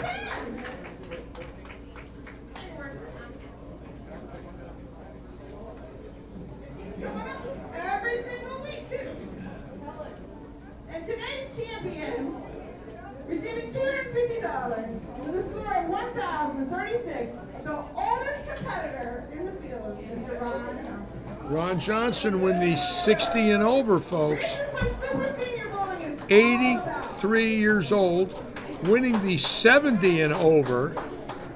Let me tell you what, that is a great performance. Let me get back there, excuse me. That is a great performance. For those of you who are the Super Seniors that are not going forward into the... And I want to put that up there again now, right there. at the front desk Ron Johnson, to see if you have anything coming. and this is the one he won, the Super Senior, right there. Kenny Baranis, look at Kenny. Look at Frank Giannino's score. Actually beat Johnson. So did Ray Stevens, but nobody beat him at 83 because the rest of these guys are in their 70s and 60s. I mean, great bowling. He should be very proud. He will in a minute. Let me go ahead and put the bowlers back on the board. Okay, if I call your name, listen up, bowlers. If you're in the top 14, listen up. On lane 13 is Tony Trinidad. Where are you going, Mary? What is she doing? Mary, where are you going? I can't follow her. She's out of my picture. Okay. 15 is this green guy right here, Gary's Heights. Lane 16 is Ken Fraley. Riley. 17 is Ken Hernandez. Hurry up and find your number. 18 is Wayne Thompson. Oh, thank you. Pretty good crowd hanging out to watch this last game. I think everybody's kind of curious, especially the bowlers over 70, to see if Ron Johnson can win this. Keep in mind, he's spotting 33 years now. You got to remember, it's 50 and over. So let's look at this hypothetically. If you look at it that way,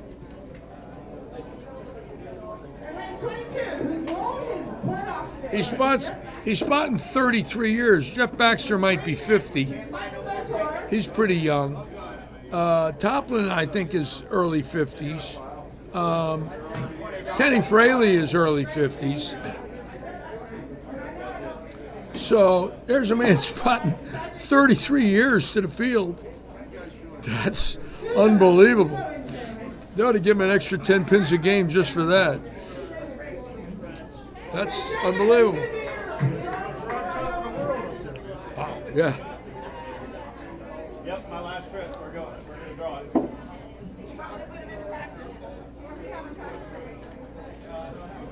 Okay, give him just a second. He's got one more strand to take apart. Again, for those of you, I'll try to have more information on my next share as to all of the ways to get us on the live stream. Today, when I shared, a few things changed on our Lightning Strikes page and our YouTube, but we've got that under control, and we're able to get off and running pretty good today. So we want to thank all of you for being with us and watching this last game, which is going to be really competitive. I mean, Toplin's 86 out. He pops 260. He can catch him. Obviously, Morenas can catch him. They get some handicap. The interesting score is Brogy.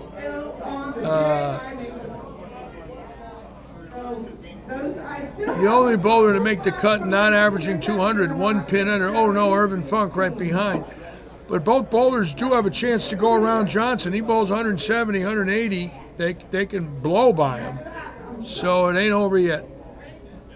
All right, guys, thanks for your patience. Just to let everybody know, we'd like to thank Audi at Fort Myers. They're sponsoring the Pro-Am event, and Hammer for sponsoring the PBA 50 event.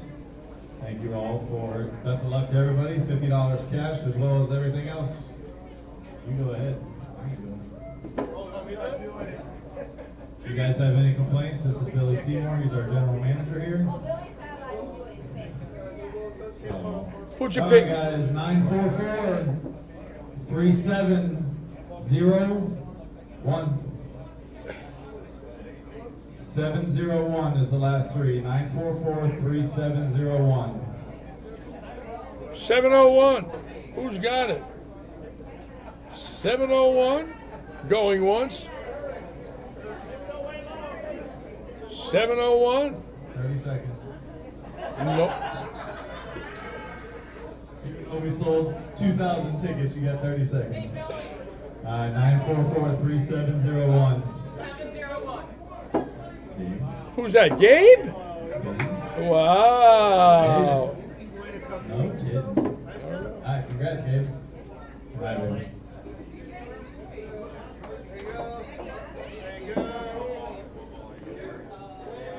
All right, the winner was Gabe. Wow. Okay, for this time, Team Rose, please get in your bowling circles. I want to make sure there's two people ready to go. So Scott's on with, Gabe winning. who's to your left? Come here, Gabe. Bring that pin in here. Now I got to ask you. I want to ask you something. What did you just win? There's so much stuff. What did you win? You got a pin. Got one with the signature pins. Signature pins. I got $50 cash. $50 cash. A table for the Pro-Am. A table for the Pro-Am. A ball. A ball. And passes for the week which you work here. And so my parents will be able to. And how much did you spend? $25. So I doubled my money. That feels like you just robbed a bank. Anyways, give me 5. Good. Glad you won. All right. Gabe with the win. Wonderful to see. All right. Back to the action. You get keyed in because you're not only pulling the person on your pair for the extra 30 bonus pins, but you're pulling the entire field to get a better payout seat. So you want to pull the best you possibly can, not only beating your partner on your pair, okay? All right. I would, if I were you, I wouldn't worry about spares. I would just try to find a strike, okay? All right. Push your checkbooks. All righty. My beard grew since the show started. By Tuesday, I feel the beard will equal the dome, and that'll be very interesting to see what that looks like when I come back to work.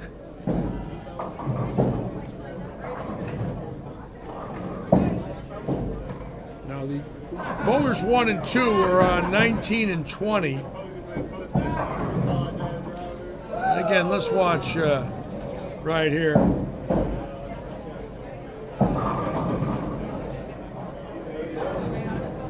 Boy, if I thought I could throw the ball like that at 83, I'd come out of retirement right now. Take my word for it. Watch Angela now.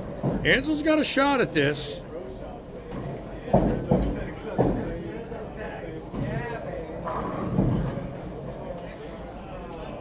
Angela's all happy. This is her first title match, I bet, so she's thrilled. You know, that's the best part of all. You got a lot of people here now bowling for a title in their life. There's 3 or 4 of them out there that I know have never won a tournament. So that alone is got to be wonderful. Chance to win an event. You figure Angela's never won.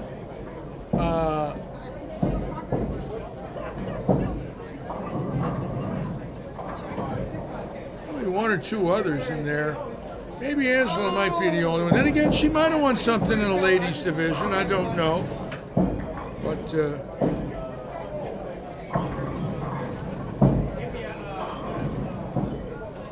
Fraley won a doubles, the Heinz 57 triples, a few weeks ago with his brother and a lady. So Raidis Bowl and Toplin's going to be a good match. Both guys bowled great today.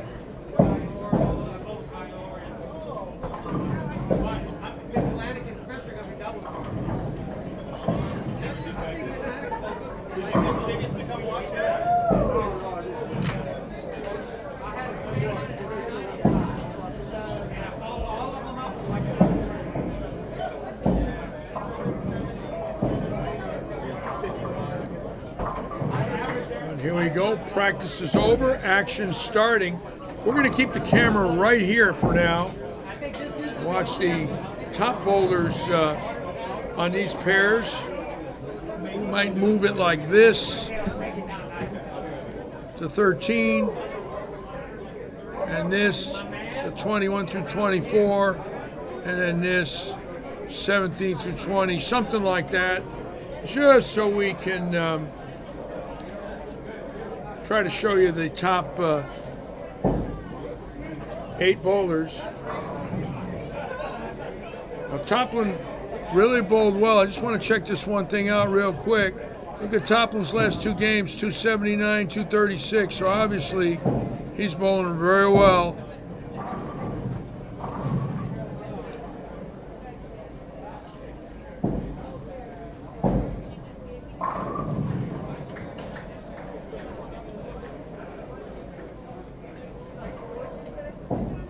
That's real interesting here to see if Johnson can cure that first shot. So important to make a good shot in the first frame. And I would think he pured that shot. Wow. I'm impressed. I'm dead serious too. No.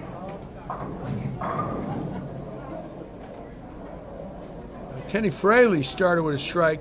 He won the Hines with his brother a few weeks back. He likes his house.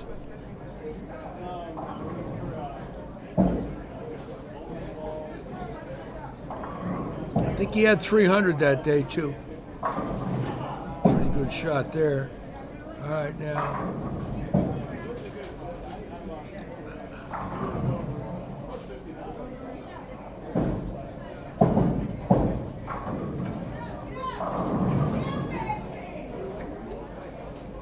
Let's watch Angie here now. Brainus with a strike.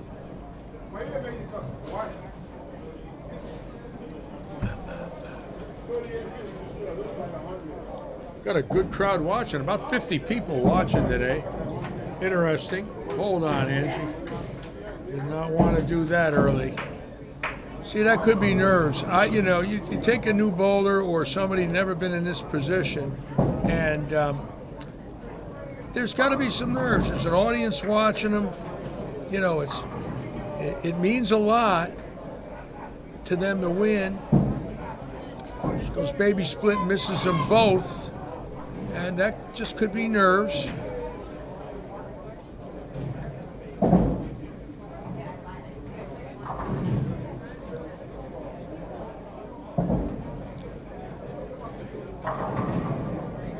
Wow, off the wall, a 4-5-7 off the wall. Headpin goes to the left wall, comes out, takes out the 4-5 and leaves the 7. Could have easily been a strike for Johnson. Now Toplin with a break because Brennan's giving him a little opening early. That'll get your arm swing loose. And there you go. The last thing you want to do is start off with an early open. Good shot by Angela. That a girl. Came right back.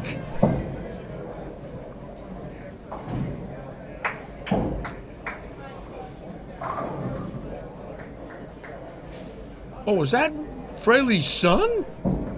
God, it looked like his brother. No wonder why they looked alike. That's funny, Steve. I thought that was his brother.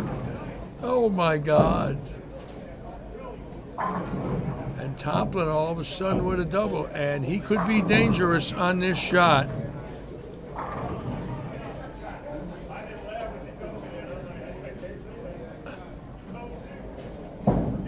Wow.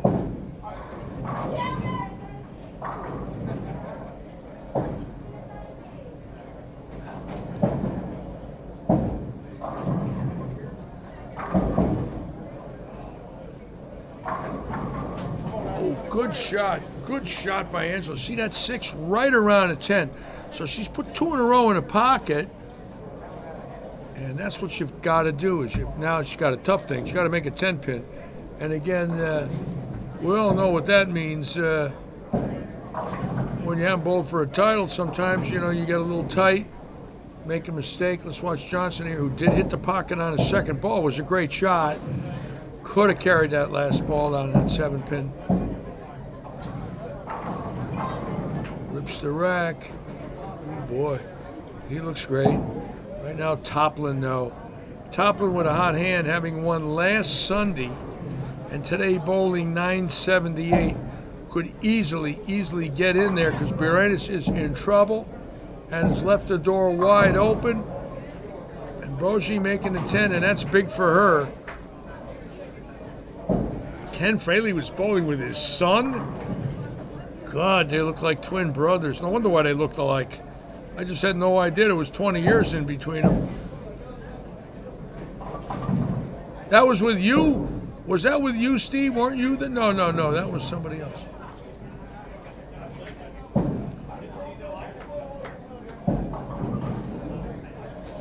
Now Toplin coming up here can get right on top of Johnson with a double. This could go right to the wire. Johnson's really got to pure it here. That's a good shot. And look at that, 2 7 pins in a row. And Toplin ripping the rack. And 2 times the head pin and the 5 pin went towards the 7. And both times it stood. So bad carry on lane 20. Could easily have had 4 in a row, but he doesn't.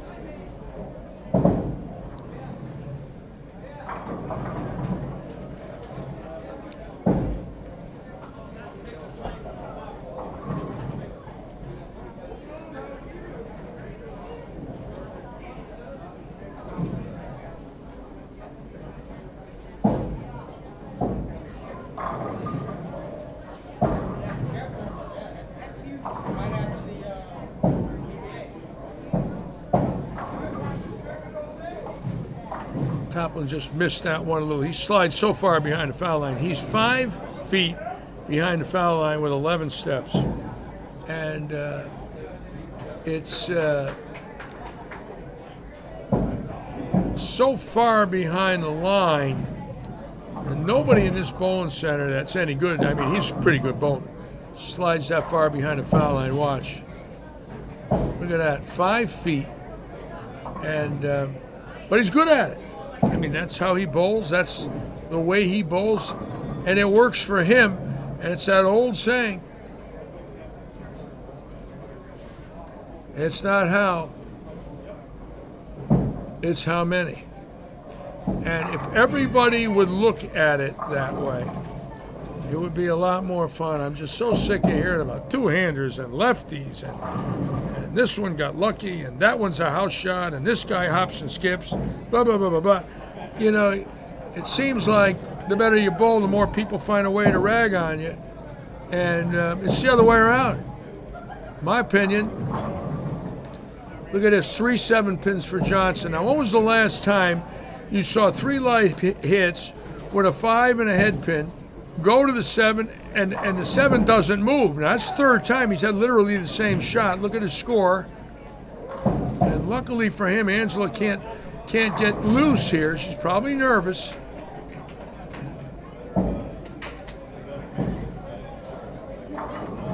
Oh, that a girl. All right, Ron giving her a 5. And Uranus with a double to get back into the hunt, but he needs more than a double. I'm sure Johnson's going to make that. Let's go to 13, 14. Let's see what we got here. Kelly 138 out. Would probably have to strike the game out and go 279. Probably got to get them all. Same with JC. Got to get them all.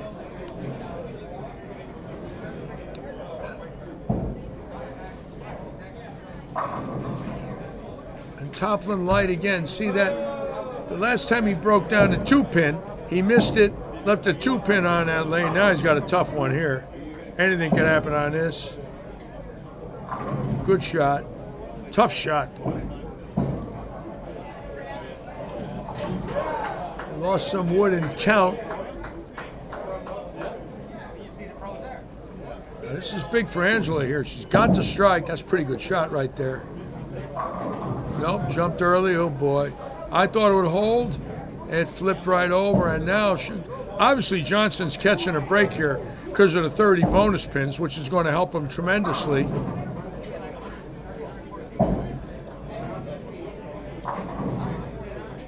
Johnson with 2 strikes and 3 rip 7s. 2 strikes, 3 rip 7s.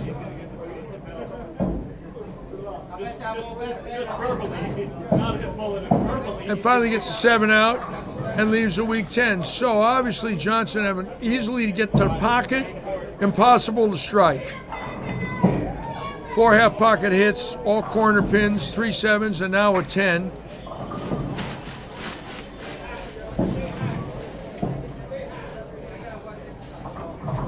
Ambrosi with her 3rd open in a lot of trouble. So I don't think she can win the game. She strikes and gets a triple in there real quick.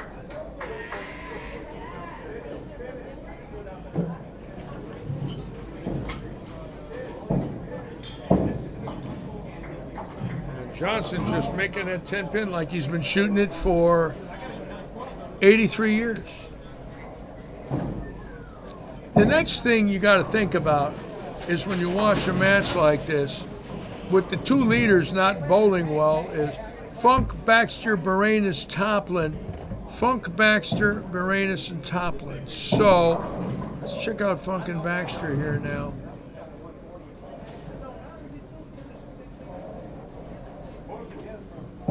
Jeff Baxter's got an outside shot. If you'll notice, he could go out for 245. Funk in a lot of trouble. So actually, if we watch Baxter with a win.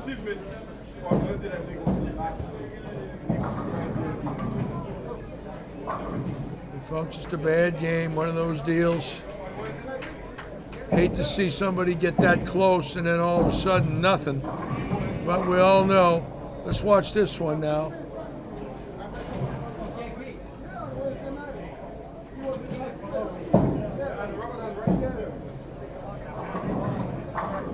Finally, look at that. Amazing, a pocket hit that went.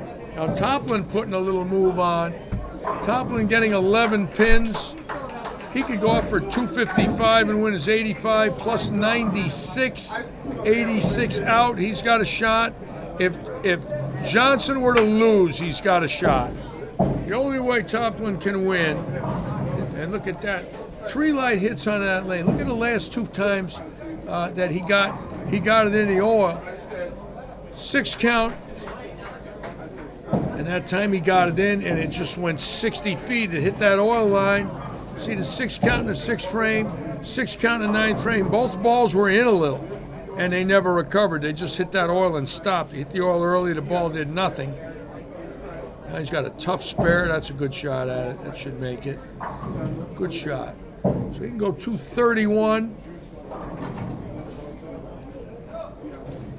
Right now, it's all Ron Johnson's tournament. He puts a double here. He is in great shape. Oh, did he get a break there? That is a monster break for Johnson.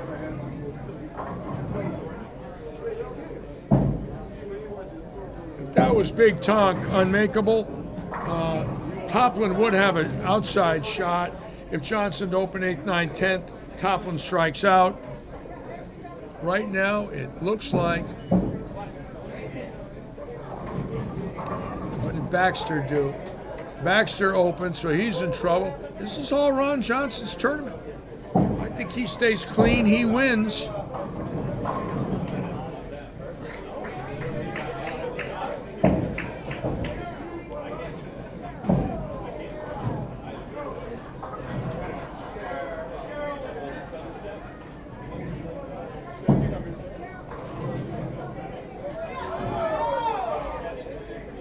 Baxter opened 9th and 10th, so he's in trouble. Actually had a chance to win if he struck in the 9th and 10th. He opened the 9th and 10th. Got to really be wondering about that.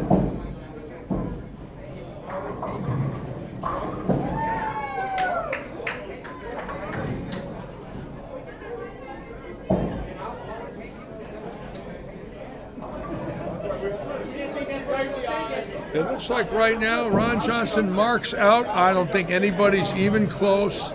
And boy, he got a break. He dodged a bullet because he's going to bowl a clean game without a double of it, just a couple 9 drops. Normally in these tournaments here with all the handicap and some people that have been bowling very well, you might see a 240 or 250 the last game. Absolutely nothing. Look here, way down the end, Scott Kelly, it's too late for them. Here on 23 and 4, 168, 180, 21 and 92, not enough there. It's just all Ron Johnson.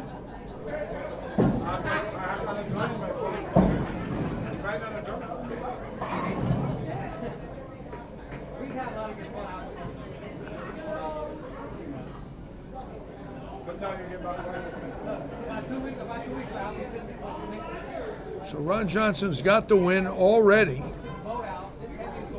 and Toplin cannot catch him. Ron Johnson, check him out, 83. Look at that. So that's 8 out of 9 in the pocket without a double. Toplin threw that ball pretty good. He might go to second.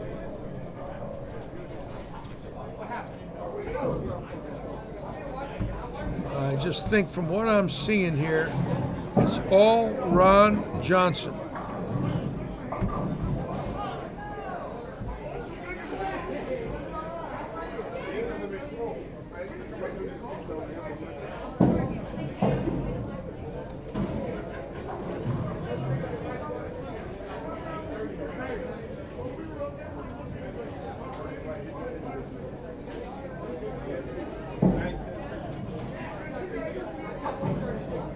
And that's beautiful. I'm just wondering the last time we saw the oldest bowler in a tournament win.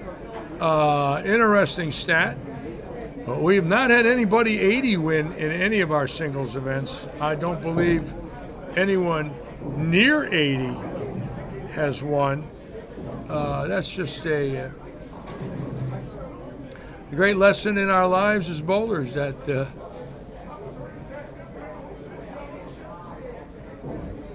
in the old Casey at bat, there's still time in Mudville. And Angela, her low game of the day, got nothing to be ashamed of, honey. Bowled well. A little disappointed, you can see that. She knows. 350 plus brackets, Nassau's pots. You make 500-600 today, Matt K.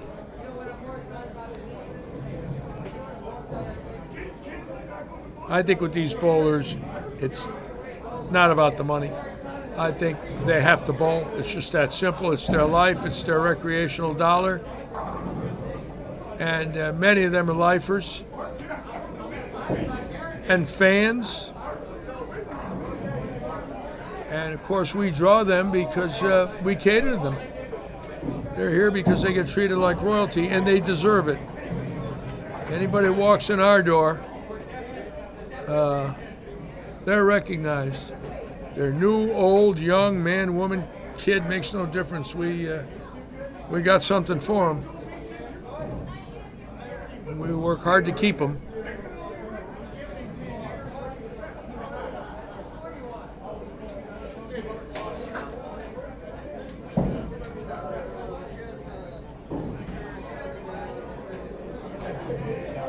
Johnson missing the 7.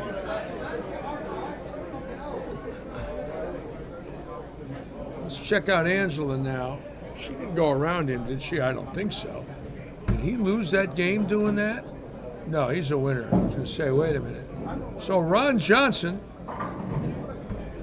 pulling a rabbit out of his hat at the age of 83, winning here at Robert Eddy's Lightning Strikes, and a great, great performance. All right, guys, congrats to the finalists. Any of you that are interested in watching the PBA 50, come back up here and see me, please. If anybody doesn't have any tickets and you want to join us for the PBA 50, come up here and see me. I'm behind 17 and 18, especially those of you that bought tickets. Come see me if you're interested. Mary, I have your results here in 1 minute.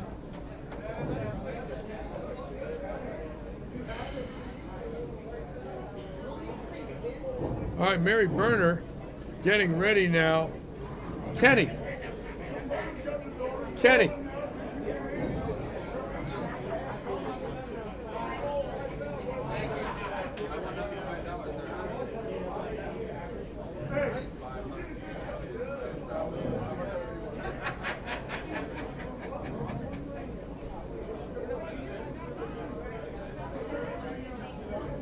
Now let's go back now to the final round here. There it is. Ron Johnson in a runaway. Look at that. Ron Johnson, just nobody put any pressure on him that last game. I mean, Angela bowled bad, and if she beats him, she can win. So it went the other way. Take away 30 pins from him and add 30 to her. It's only 42 pins. She shoots 187. She wins. She shoots 187. She wins the game. So that got close. Toplin bowled well, but 209 wasn't enough. He got an early triple, but never jumped on it. But the last game, the only bowler that really made a move was Tony Trinidad. He made a nice move too. He picked up a lot of wood. There it is.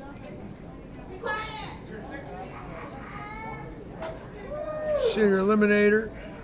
Toplin making $90. Hop scratch singles. Toplin making $40. 60 and over. Stevens 35, and we'll get us over 70 here. Johnson 40. Super Senior Sweeper Johnson, 250. Johnson made a score today, folks. 250 there, 350 there. Johnson made about 800 today. Nice day for Ron Johnson. 800 peppers. I'll take it. I'll take it. I hope you make it. That's good. I like it when Gary wins.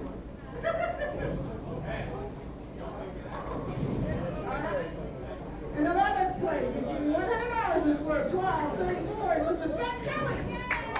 This was a battle down here. I don't know if y'all saw. Scott rolled a 244 and Tony rolled a 235.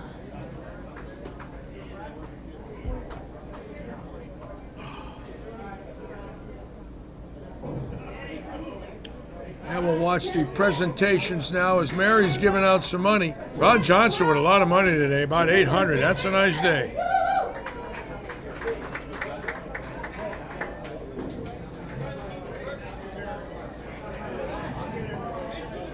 All right, in ninth place is who scored 150 is Patrick. Did I say it right? Pat Cousineau with a nice day. Very happy. There's the check.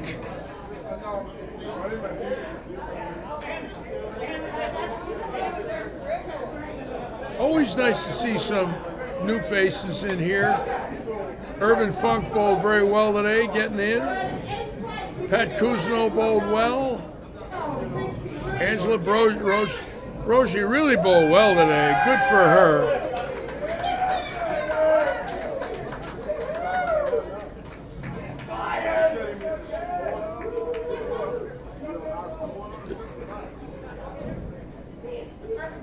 In seventh place, with a score of 1271, receiving $130 is Mr. Irvin Funky.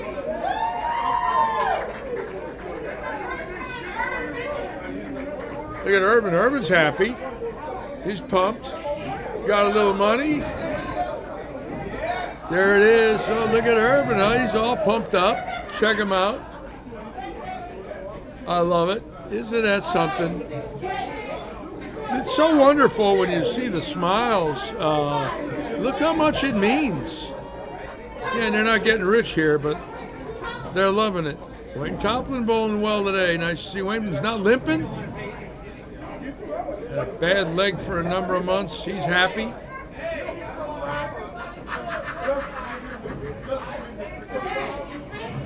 February no more. Score 1273, receiving $150 is Mr.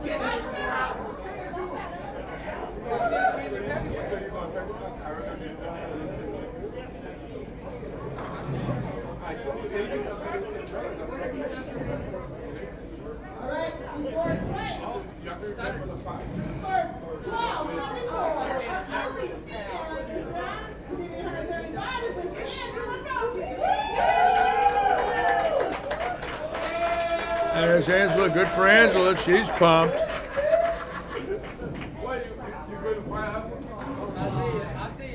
Third place, we scored 1301. Our nice game, 245, receiving $195 is Mr. Tony Trinidad. Tony Trinidad throws it good. Strong, too. Good shape. Look at Tony. Handsome man. Looks great. We scored 1302, receiving $225 is Mr. Jeff Baxter. Jeff Baxter bowling well. Nice to see Jeff Baxter in there. Loves to bowl. There it is. Thumbs up, baby. Oh, yeah. And is Brian Copeland still in the house? Once again, I'd like to thank Brian and the Paradise Vintage Market for sponsoring us today. This is Paradise Vintage Market again in the Sam's Club Plaza on 41. Go out there and visit them, folks. Over 100 different booths, all kinds of wonderful antiques and art. And there it is, Ron Johnson with Ray Stevens.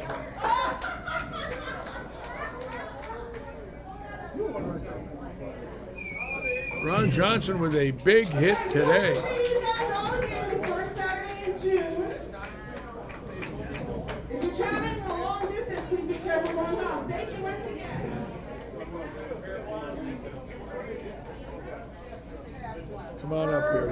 Johnson.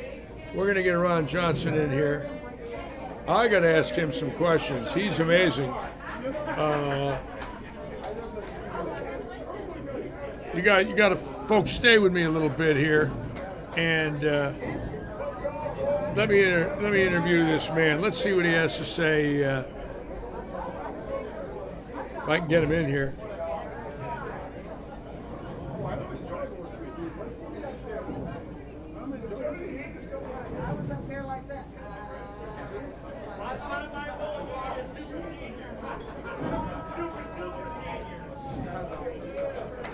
All right, here we go. He's coming up here. This is really cool. I got to talk to him.